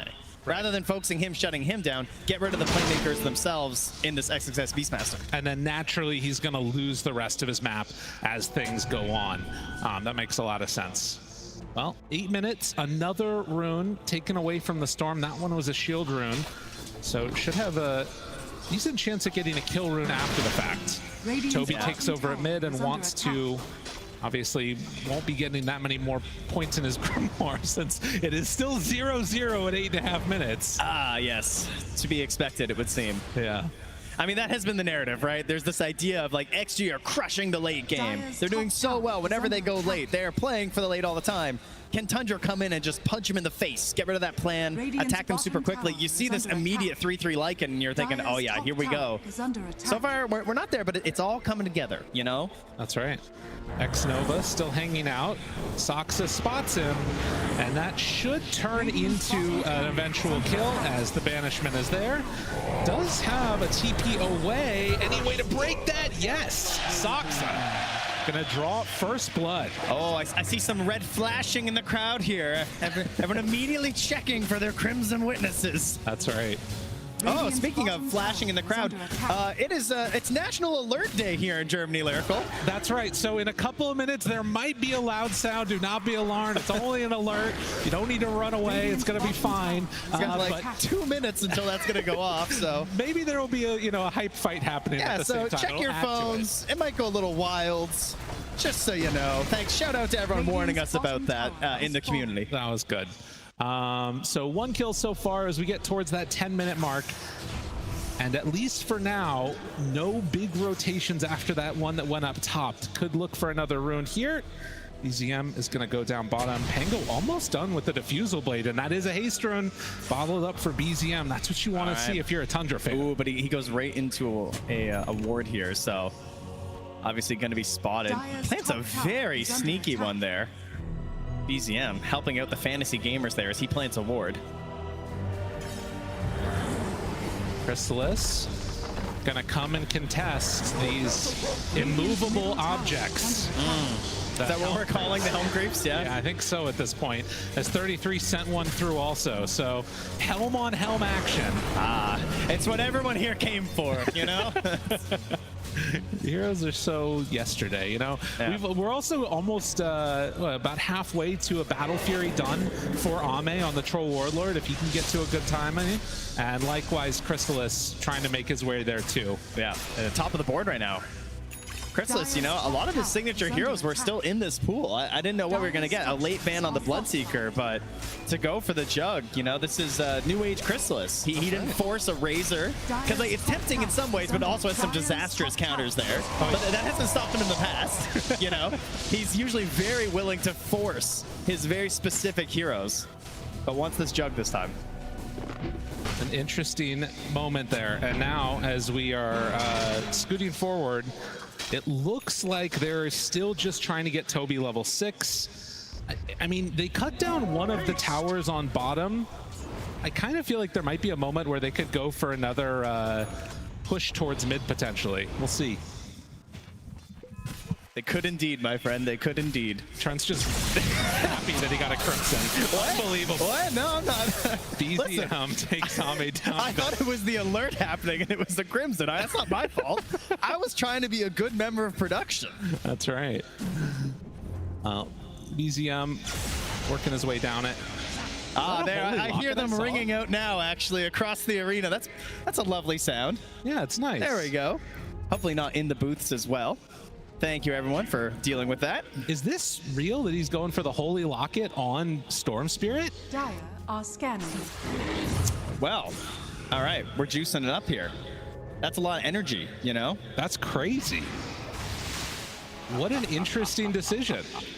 With a Soul Ring as well. Yeah. Just fully committed.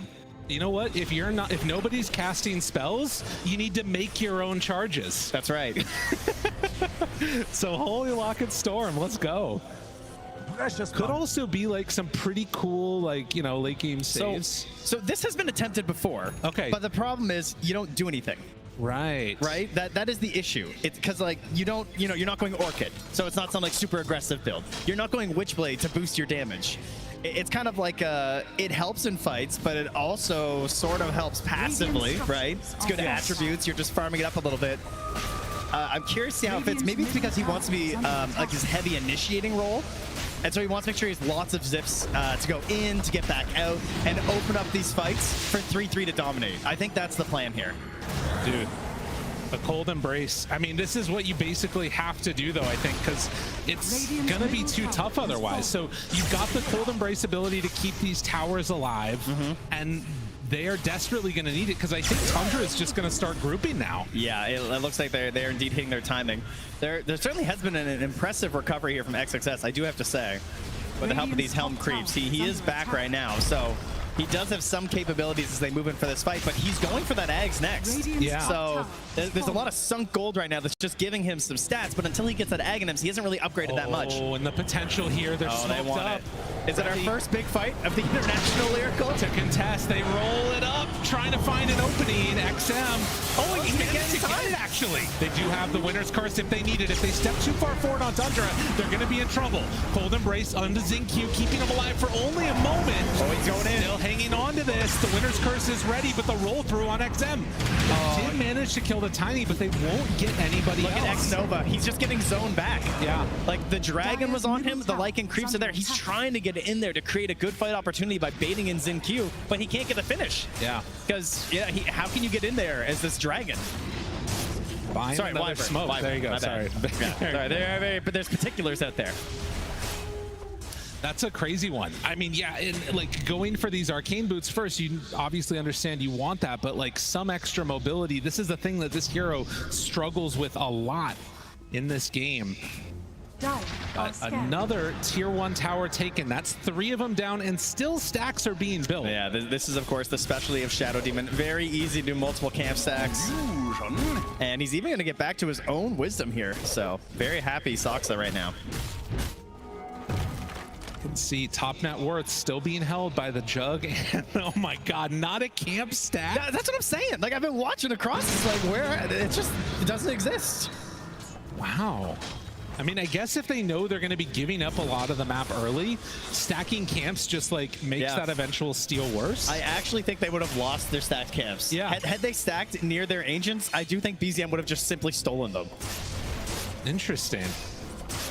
I mean, I guess with the Jug pick, they kind of knew it was coming. It was going to be this early pushing, and so they're like, we're just going to give up the areas where we need to, make sure that they fight for the runes, though. Ame getting jumped on now. Do they have enough to bring down the Troll? Zipping in, chasing for more. X-Nova nearby. Does still have that Cold Embrace waiting. Turns, pops the ulti. He's got to pop it, he thinks. Yeah. And now he's not free from this. It's still not completely safe for Ame, and he drops. Oh, that hurts. Wow. That's a really painful death because he's into a dangerous road coming up here soon. We have an Orchid being built by 3-3. He wants to create this opportunity where they can target the Troll, throw the Orchid on him, and then he has no choice. Like, right, he has to build into this Manta to escape from that, to have the opportunity to go into his ultimate while being targeted by a Storm and a Juggernaut. The late game team fight from XG is very good, but I'm starting to have some doubts on if they're going to be able to get there. There are those other couple of big items that are coming up, for instance, the Beastmaster and the Pango in terms of these Aghanim Scepters, but that Orchid, it creates some problems for Troll that nobody else can really solve. Yeah, he's got to do it himself. And BZM's about to have his Witchblade, so he's gotten his little Holy Locket to help him out here, but he's going to have a little bit of damage to help out here. So I can actually go for these finishes. And then it's time to just start making moves with the Golem. I'm sure that will be the plan here from Tundra and XG. It's kind of a matter of like, how much can you get before this pressure comes in? There is a very important item coming. We're going to have the Aghanim Scepter done here for XXS. So now, he is now a hero. He's garnered something else to assist. But, you know, a lot of the value of the Aghanims outside of taking objectives comes down to how the fight plays out as BZM jumps in Q. They go, try and blow him up. He's already used his Avalanche, and XinQ, is he going to pop to that? Cold Embrace comes in. Meanwhile, they just dropped a Golem onto XXS. He turns and starts beating it down. The Golem being used actually makes this scary for Tundra. Yeah, I think what happened is he was worried about BZM, because BZM was kind of getting wrapped on a little bit.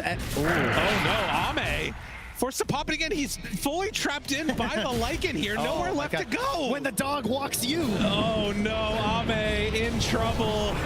And in spite of the butterfly, it's going to be a second death for Ame. And although he's dying, this is what you get with the eggs. They scan it though. They know immediately, but no golem. No golem, no ability to get here. I mean, BCM, he has no TP, he has no mana anyway. He does have a great healing Lotus, but you know, it is slow. They're zipping. They're thinking about it.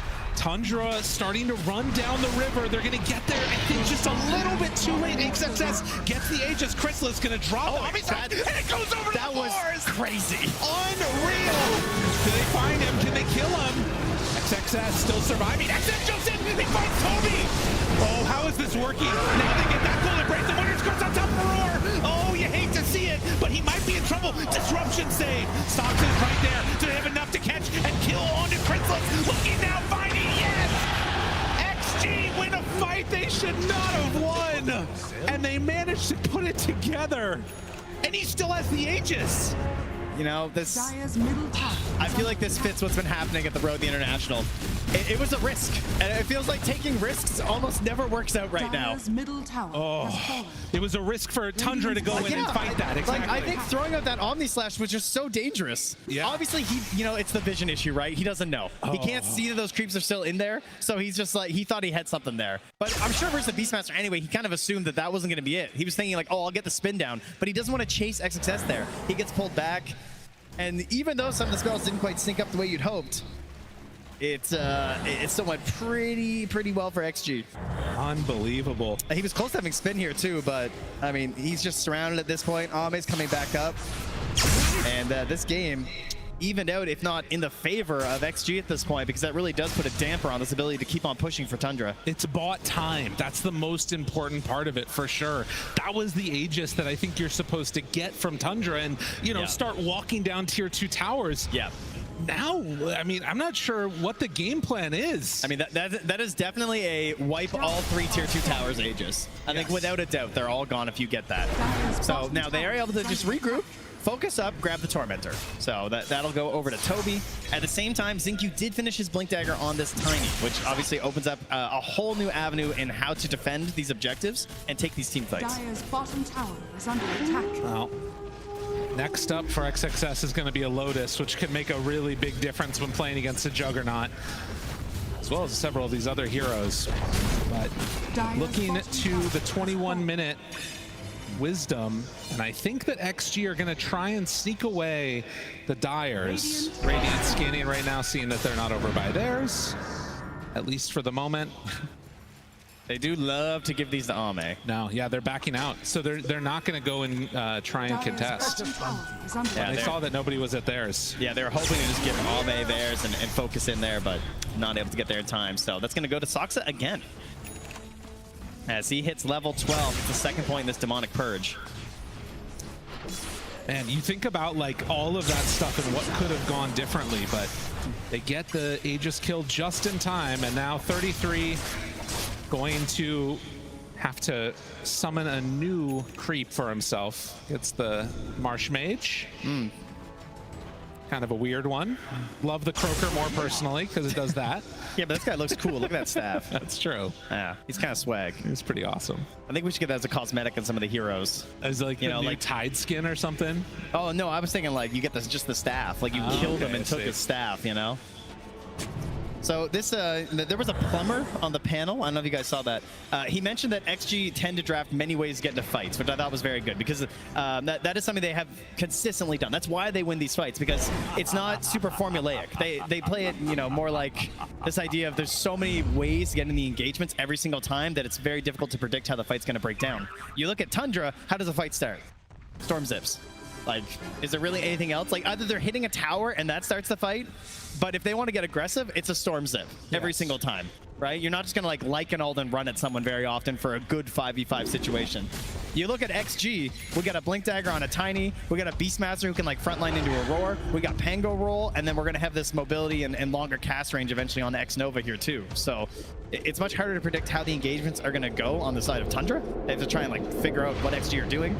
And XG can just sort of position, always thinking like, where's the storm zip? And then play around that continuously, absolutely. A smoke up now is they're gonna try and bait out Ame for a moment as they get ready to walk uphill. XXS sees the Watcher, does not see the Storm, which is lurking nearby. The rest of the team also wrapping around. They just also finished a Blink Dagger, weirdly enough, on the Lycan. So he's got another way to get immediately into the fight with this Blink Orchid. All right, I like this. This brings me back. This is some TC Dota, you know? This is some old school. It's like buying the Blink on the hero that you don't really expect it, then you're like, yeah, this kind of makes sense, you know, because it's synergized with whatever item you bought. Or just the way that you need to win a fight in this case. I think the one thing that's scary about it, though, is that it's also like kind of doubling down on an idea that's already been answered. With the exception of XM. Because he has the Manta. Troll has a Manta, Beastmaster finished a Lotus, and now Pango, I mean, he doesn't have a way to deal with it yet. So that's something to watch for. You could also potentially see maybe a jump line, a jump at the back line of X Nova, and that could be a really good answer. If he's able to spot out that Wyvern, then you could jump him with the Lycan. Yeah. Yeah, this Lotus could be really nice too, especially if Storm zips in without BK being first. Oh yeah. Suddenly you're just yeeted. It's true. But you can see Tundra, they are not comfortable with trying to make any big moves at this point. And actually, Chrysalis is starting to get a bit more farmed. I believe that's the full butterfly, or close to it at least, coming on out. No, still waiting for the talisman. Okay. Yeah, he's shifting around that inventory a little bit. But XXS getting a little aggressive here. Almost runs into Toby, but Toby walks it off. And not willing to commit much. And I mean, this is again all into the favor of XG right now. I'm at least feeling like them going into the later stages will start to feel better, but Tundra have a couple scary windows when they can keep this push going, particularly if they manage to get the next Roche.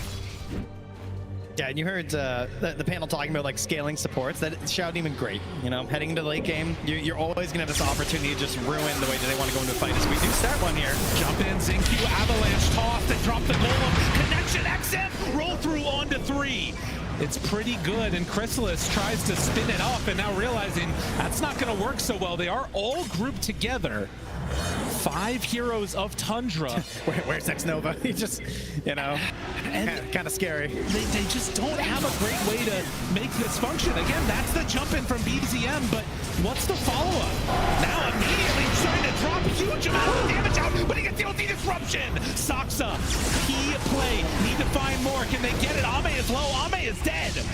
Tundra, they've outlasted so far with that healing ward. And do you want to chase into Curse though? Needs to be careful. There it is, the winner's curse connection onto 33. Do they have enough damage to kill him off? Not quite, but he does fall.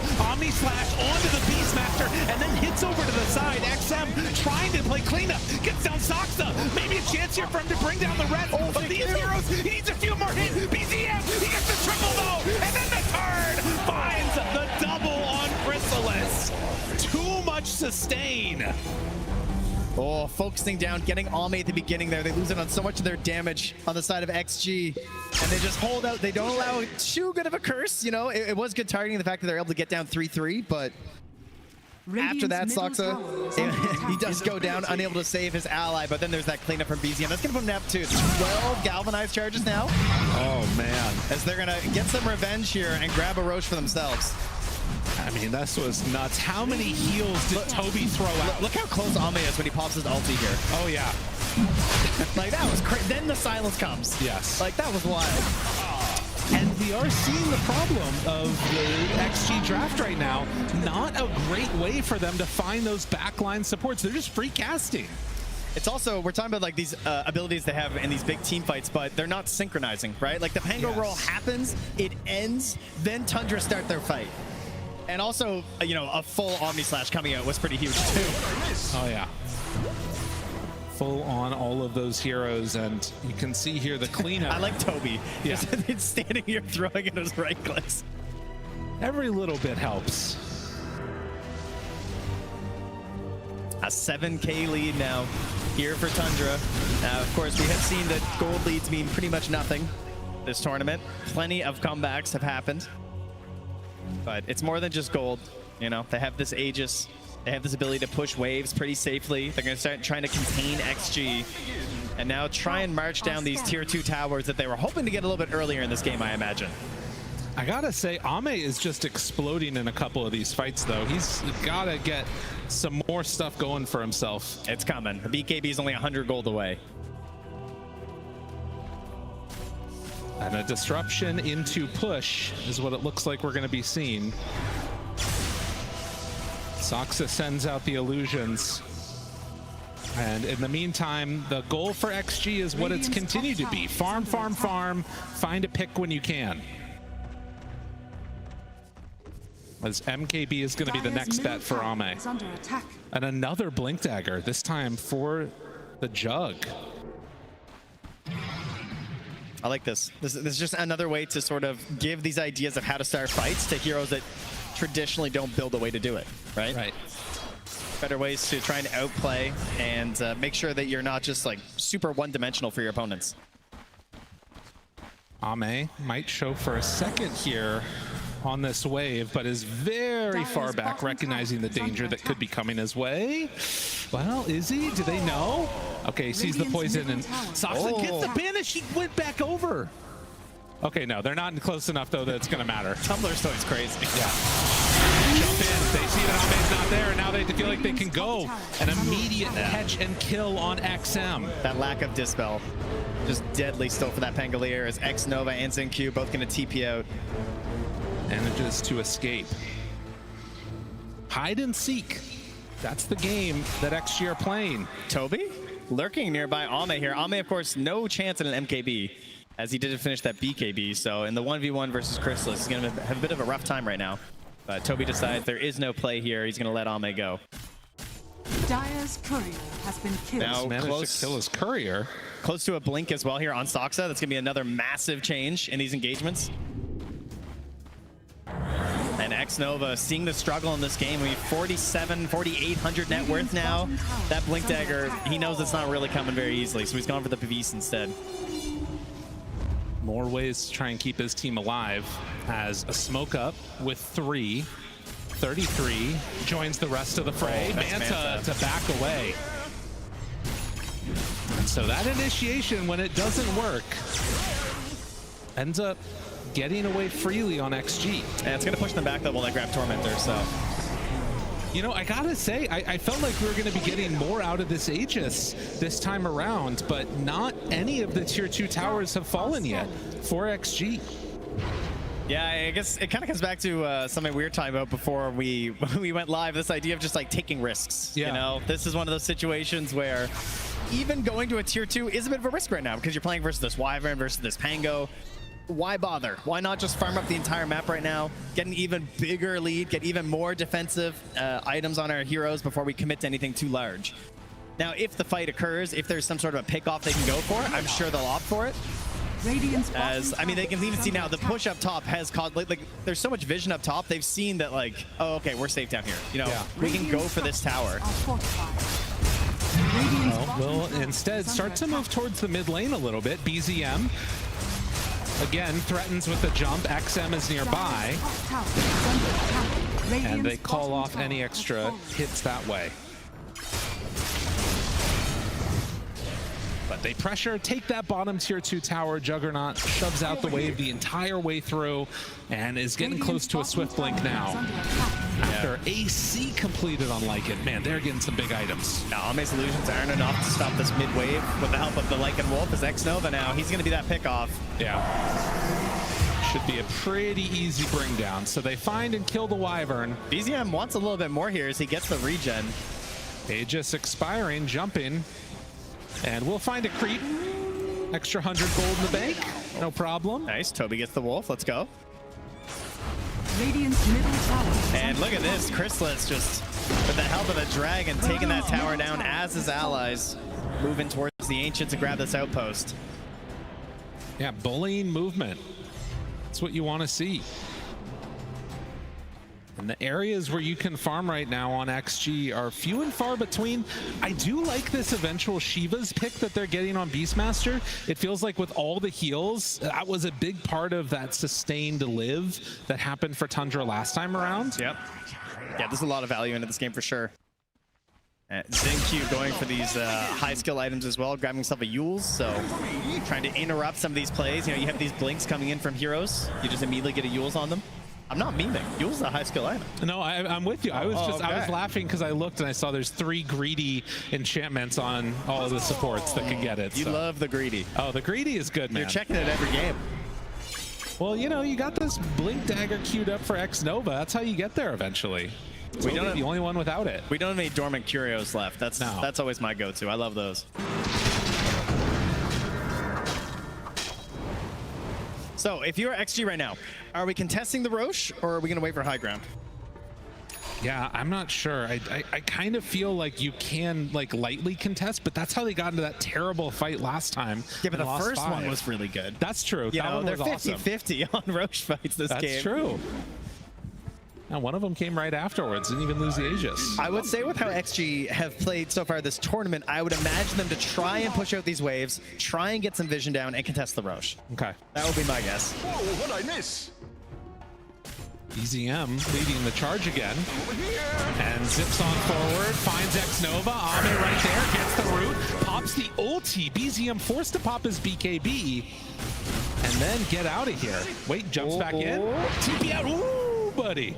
Now, meanwhile, we got a smoke coming in. Chrysalis coming close to XM and XinQ. Ulti dropped by Toby. What do they have on the docket? XM gets caught and killed, shows the value of that Omni Slash, and now XinQ in further trouble. Tundra hitting hard, finding kills. BZM wants to join the party here as an arcane rune, so he's okay with burning a little bit just to get up with his allies. This amplify damage rune annihilated that Pango, and now it is coming for your towers. And jumps forward, Chrysalis by the tier 4s. Jeez, danger there for X-Nova. That could have been a disaster. And ready at a moment. They throw out the Splinter Blast. Do also have another Cold Embrace, so these towers are going to live a little bit longer. They also, Shiva's done now for the Beastmaster. Tier 3 tower down, jump in, finds one, Ame there, roar on the Shadow Demon. It's a good target to get. Do they have enough for the kill? No! Saksa lives through it. X-Nova bump back, he's coming. So let's go in, hunting, ethereal mode, a couple more hits is all they need. They got to take down that Shadow Demon. He's in further trouble with Chrysalis just walking away. BCS on X-Nova. Going, but do they have enough damage? He's a few more out of the top. Yes! XinQ gets him. And X-Nova lives. He might be able to do a bit. I mean, BZM is inside the base still while the rest of XG is cleaning up. Can they take down any more? Toby is going to fall, but the hold happens. Oh, X-Nova surviving long enough to get the curse off to delay BZM. Gives so much room for XG to go out there, and now the third Roche has spawned. It was almost an instant spawn. And Jug is not here. Do they realize, though? Are they going to go and check? Oh, man, that was a huge moment. You got summons. Surely you're going to go. Soxa did scout already. He also knows it's up. He threw poison in there. They have buyback. I kind of feel like you have to go for something here. But also, it was Tundra that got the last Roche. So they're not going to get a roar. And so I think they just get this in time. I mean, Soxa sees it, but they're on the other side of the map. They cannot get here in time. No, there's no way. Oh, third Roche going the way of XG. That is an Aegis. That is a refresher, and that is some cheese to the team that mere seconds ago was losing a mid lane of racks. And it was only the range racks that went down. Oh man, this is gonna get a little spicy here in a second. I'm starting to feel it. It did cost a buyback from the Wyvern, but well worth it considering what they were able to get out of it. Oh yeah, 100%. Ashiva's now claimed for BZM, still an 11k gold lead, but signs of life for XG. And you think about how that push started too, right? It was an amplified damage rune on a Jug who managed to get the ulti onto the Pango. You can't really be sure this stuff's gonna happen again. Oh yeah. 9k on that gold lead. And where are we gonna go now as Tundra? Because again, they are really far ahead. The gold lead is into their favor. You're getting these big items, but they're playing now into an Aegis. I mean, I do feel like they've shown that they have what it takes to sort of team fight with XG in the late game. But do they want to try and just sort of delay out longer? Is there a point where they sort of run out of steam a bit here? Tough to know. Yeah, these are the questions. But right now, you can see the confidence is back a little bit here as they move outside. There is a great Ob Sentry combo inside their base right now, so there is some good vision here for Tundra. Maybe they can take advantage of that to try and find themselves a good play, but for now, they don't really see a whole lot of what's going on. They're trying to just keep pushing in this bottom lane, using the creeps, but XXS is back to defend. You could see there, too, a Ghost Scepter picked up for the Pango, understanding the danger in this game. Of course, with Soxa in it, you've also got the Demonic Purge that can come out, and then you're just done. Yeah. Oh, Ame decides to go for Satanic after the MKB. Yeah, he's got himself double Dispel here, so very helpful. And we are going to have, it looks like 2 Abyssals at some point here as well. Chrysalis, you know, not exactly sure what he's going to do. He's got a few items going on right now. Yeah, the Swift Blink seems like it makes sense. A straight up refresher bot now on the Beastmaster. And the Shard is sitting on the Pango as well. 24 on Beast. XXS has had a pretty standout game after a rough laning stage. And now a smoke up with 5. Tundra. Are they going to realize what's happening? Speaking of which, it is the plus 50% Blade Dance lifesteal on that Jug, so okay, that could be very pivotal in these fights, but you know, that Shiva's certainly helpful. Oh, and actually going for the Shard on Troll now, too. Ame has that one coming out for himself. True. So the extra percentage chance to throw out ranged attacks at the same time.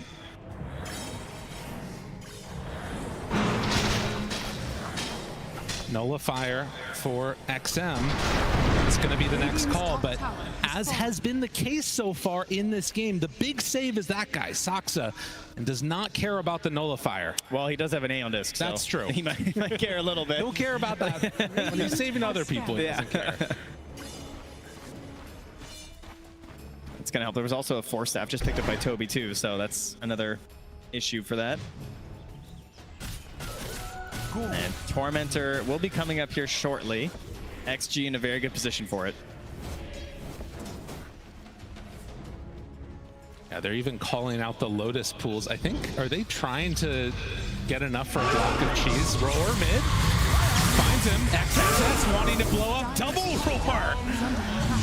He did not like Toby, and that was 763 gold gained for that. Okay, I mean, it helps out, right? Draws a lot of attention mid. Ame takes the top tower at the same time. He has a couple people smoking next to him right now. Roar back up in 15 seconds because of that level 25. Should Toby buy back here? Soxa looks for a jump, immediately catching, trying to blow him up, but the cold embrace is there. Another way to save. That's BZM's BKB, and he's rooted. BZM able to get out. Oh, last second, able to get the stun from the Croaker. Okay, Toby go back for this. There's still Troll ulti. They have not gotten anything here. A dangerous situation. 25 seconds until the Aegis is back up. How much do they have in the tank right now on Tundra to fight this? I think they want to try and kite this, right? If you can get a disruption or something, try and like bait them into a bad fight right now if you can. And XG are backing away because they don't want that. They don't want to fight with no Aegis. There's no point. Playing it safe. They get the double roar, they find themselves the kill, they walk down mid, they get a buyback as well. And they're going to start pushing this wave. They're going to try and find something right now. There's a circle there from BZM. He encircles exactly where they are. Look at XG, they're just running back to the base. They're drawing the exact same line that Tundra are moving on right now. They're perfectly predicting this. Will this Swift Blink open something up for Chrysalis? Will he get lucky with a bash? What if he has? And Zips finds one, it's onto the Beastmaster. Is it going to be enough? He doesn't know what it's on, but it's on to Ame. He pops the ulti, trying to stay alive, but a huge crit blows up one. Ame turns back now onto the jump, trying to find that kill. Chrysalis, he's out of here. A huge kill, and now looking for more. That's 2 down. He's trying to get XXS, but he's just running. 33 is in too far, and XXS is healing up through this. But wait, they're also kiting over to the other side. 2 fights going on simultaneously. Looks like XM is able to get away for a moment, and the Pango rolls. Ethereal mode, trying to survive. Kills off Soxa on nothing, and he gets the blink away. He's got the barrier. I can't believe XM did that, getting away with murder, and now XXS also finds himself the storm. The toss, no! He gets the BKB out. Tundra in shambles after that fight. I mean, they got torn apart. They look the same, I'll tell you that, since the break. This is XG. They have not lost a step right now. Oh. Simply utilizing their opponent's net worth lead to gain more gold. Yes. It's genius. And now they do not have a Warlock for this defense because of the buyback. I mean, also no Golem for 80, so even when he's back up, it doesn't really matter. This is going to be a full lane of racks for XG as they take this down. And, I mean, how much more do they want to go for? What's the call, XG? Still 18 seconds till Jug is back up. 33 is behind them. And Pango is not quite here yet. Oh, Ame's just going to leave his illusions there and slowly back away.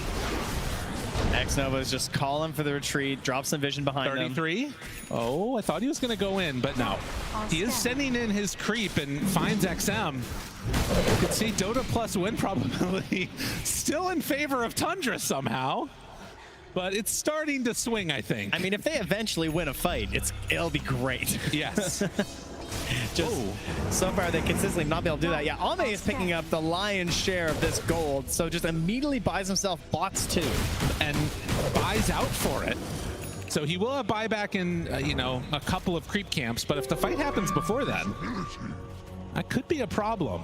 And they're still staying on the aggressive here, going in behind the creep wave, thinking, hey, if they come on out, but I mean, they have Obs and Sentry in this area, so they're pretty sure it's empty. Hoping that someone's smoking through, they can catch them off guard, perhaps. As Soxa is lurking in behind, grabbing these waves right now, trying to delay things once more. Do whatever they can to stop the push that they know might be coming back their way. And the other thing now, too, is that with bots 2 online, Ame has the buyback TP in play to potentially just end it if the fight looks good. That is true. They have so much split push potential on Tundra, though.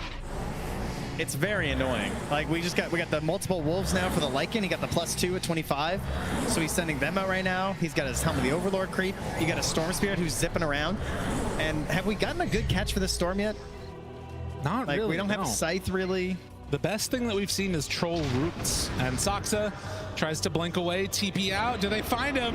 Oh, he's sneaky, sneaky Soxa. Yeah, he was here for so long, too. Xnova will find his ward, though. Figuring, okay, if this guy's been here for that long, he definitely dropped some vision. So good eye on that one. But again, you bring all those people over, what are Tundra doing? Shoving out all of those lanes. They've got one in, pushed very far on bottom. They do see Ame bottom alone. XSS, Lotus is forced out here, but the panic BKB. Yeah, and Ame now TP's mid and realizes we're in the area.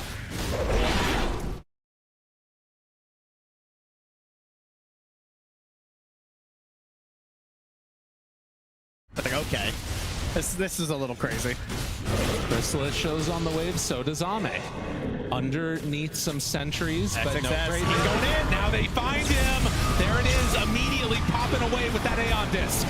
Ame is hitting onto these creeps, but off to the side, it's BZM that was able to blow up Xnova. That's a buyback. Roar now, connection. Do they have enough to bring down BZM? BZM zips away. Second roll now coming from XM.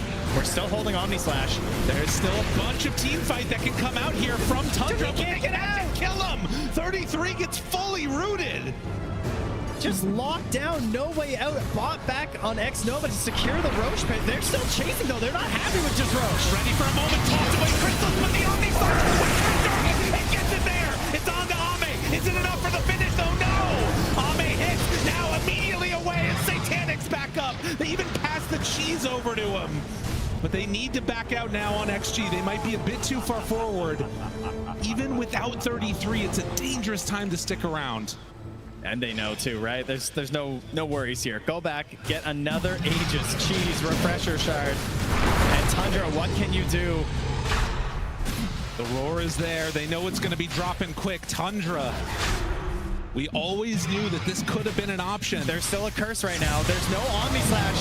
Think about it, Zip. BZM not going in yet. The roar is there. Finds him. Chrysalis disruption, saving his life. Roche falling low. Not dead yet. Waiting, jumping. BZM, no, they curse right at the end. Great play by Xnova, and that stops this battle in its tracks. Rooted. BZM manages to get the zip out, but gets caught by XM. And then able to zip away. But the damage has been done. XG, China is back, baby. Great patience there from Xnova to hold out on that curse there, make sure there wasn't going to be a zip in steal, because he definitely had the moment, but it was taken away by Xnova.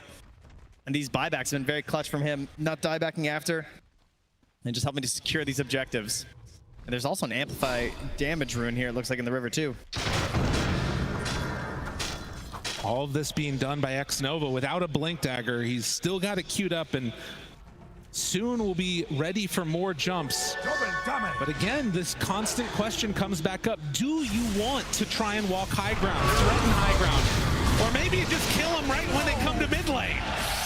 Oh, that one hurts. I mean, this is the road to Scythe right now for BZM, and this is going to cost it for him. Like, this will be a buyback. Surely they're going to push right now. Dead Storm Spirit, 2 Cheese, an Aegis, a Refresher Shard. They are coming high ground right now.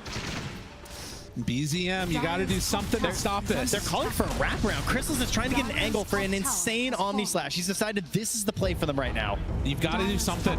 You need anything you can get. Fatal Bonds can also go crazy here if they can get the right opening, the right initiation.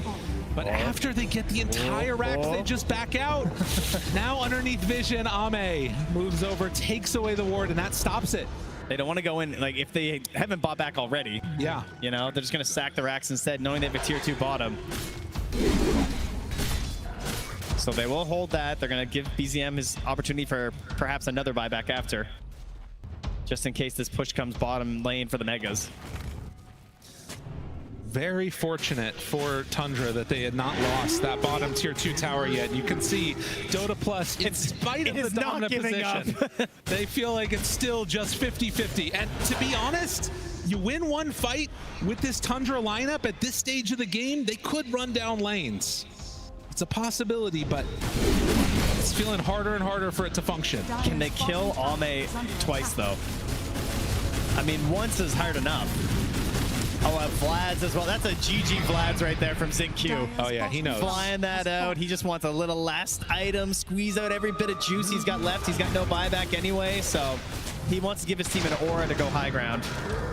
You know, and we talked about it. Do you take the risk as XG to go high ground? You got double cheese, you got Aegis for 2 minutes. They're still not willing to. This is a patient team.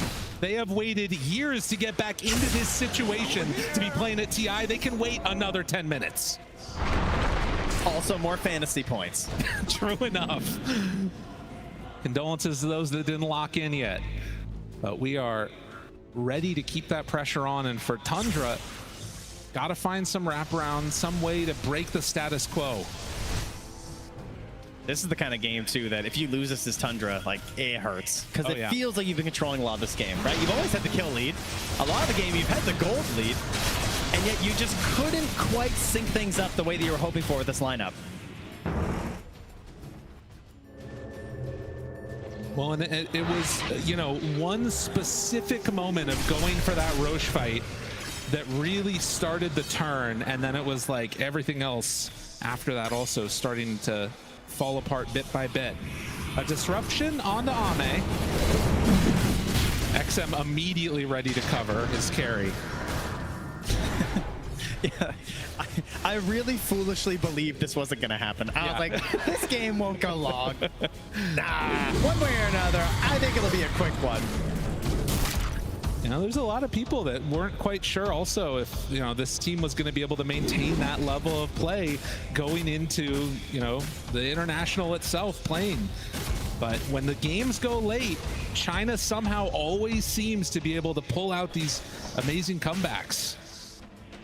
Yeah, I think for me watching XG and Tidebound, it has definitely looked like it's just this surplus of tools that they have as we get to this late game, because they're just so good at breaking down these team fights, and it's like they've already thought about all these different permutations and they have these ideas and these combos they want to use, and all of this together, there must be like some just very strong either just insight that they already have or communication of just how these fights can happen and all the different tools we have to make them go our own way, right? So they hold on to this high ground there, Chrysalis. You know, this is the one downside too when you're playing Battle Fury heroes that don't have a helm also. It means you have to like show on a wave and then you might die. Otherwise, you can just send down creeps. It's fine. It is crazy that we have heroes that buy Battle Fury and Helm. I just want, the fact that you had to point that out is insanity. One of them got banned, you know? I know. So still floating a lot of gold at this point. BZM opting, of course, like you talk about, for the Hex instead of something like an Aghanim Scepter. XM is getting close here. That we're very concentrated down here. A jump for a moment. Finds him. Now the Golem to try and turn it. 33 right on top as well. Rooted. Have enough damage to take him down. Rooted. Yes! BZM gone again, and the winner's curse, and the wolf has been linked. Let me guess, rooted? Rooted forever. And a double kill takes them both down. Can they find more? The TP away looks, but not quite able to break that one. Roar gone.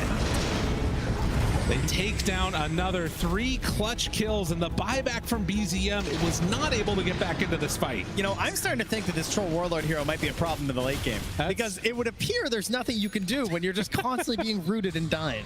You're not wrong. It's kind of crazy how that functions. Chrysalis, he's looking for a snipe. This is a dangerous play. I mean, you got to do something right. Oh, he didn't go for it. Wanted to save the Omni Slash. It was close to an explosion. But the Nullifier, oh, he can't get up to the higher out. Toby is going to be caught and killed. And now the silence onto the Troll does not matter. Still manages to kill the Golem. They buy back on 33. XG wanting to close out this game here. They're thinking about it. Sans Aegis, they move in. Now the pull back. There's the buyback on all the heroes. Do they have anything else left in the tank? That's a dead Saksa. Chrysalis tries to back away. Still has Omni Slash when he comes out of this. Ame still alive. Hitting onto towers. 33 ready to jump. Do they have anything else left in the tank? They find him. He's out of the game. XM, go back. No, that's the wrong way. XM somehow stuck out of the base. Do they have enough damage? Yes, they do. Ame now hits to the side, trying to find a root. Can't quite get it, but the roar is there. Immediately dispelled off the end of it, but it won't matter. Chrysalis still to die. BZM, the last one left alive. They buy back on Jug. He needs a little bit more time before he can get Omni Slash back up. 5 seconds, but in that time, your racks are gone. They have Megas. You know, XM taking the theme a little bit too seriously, heading into outer space there, but it didn't matter because he got the very important leading stun on 3-3, which gave the roots over to Ame and secured the kill. One last chance to dance for the Juggernaut. Can he get in there and make an Omni Slash happen to stop this push? It does not look like it as they step themselves forward. There's the connection. Immediately, he goes away. He dodges it completely. The staff gets him out. GG is called. XG, they win game number 1.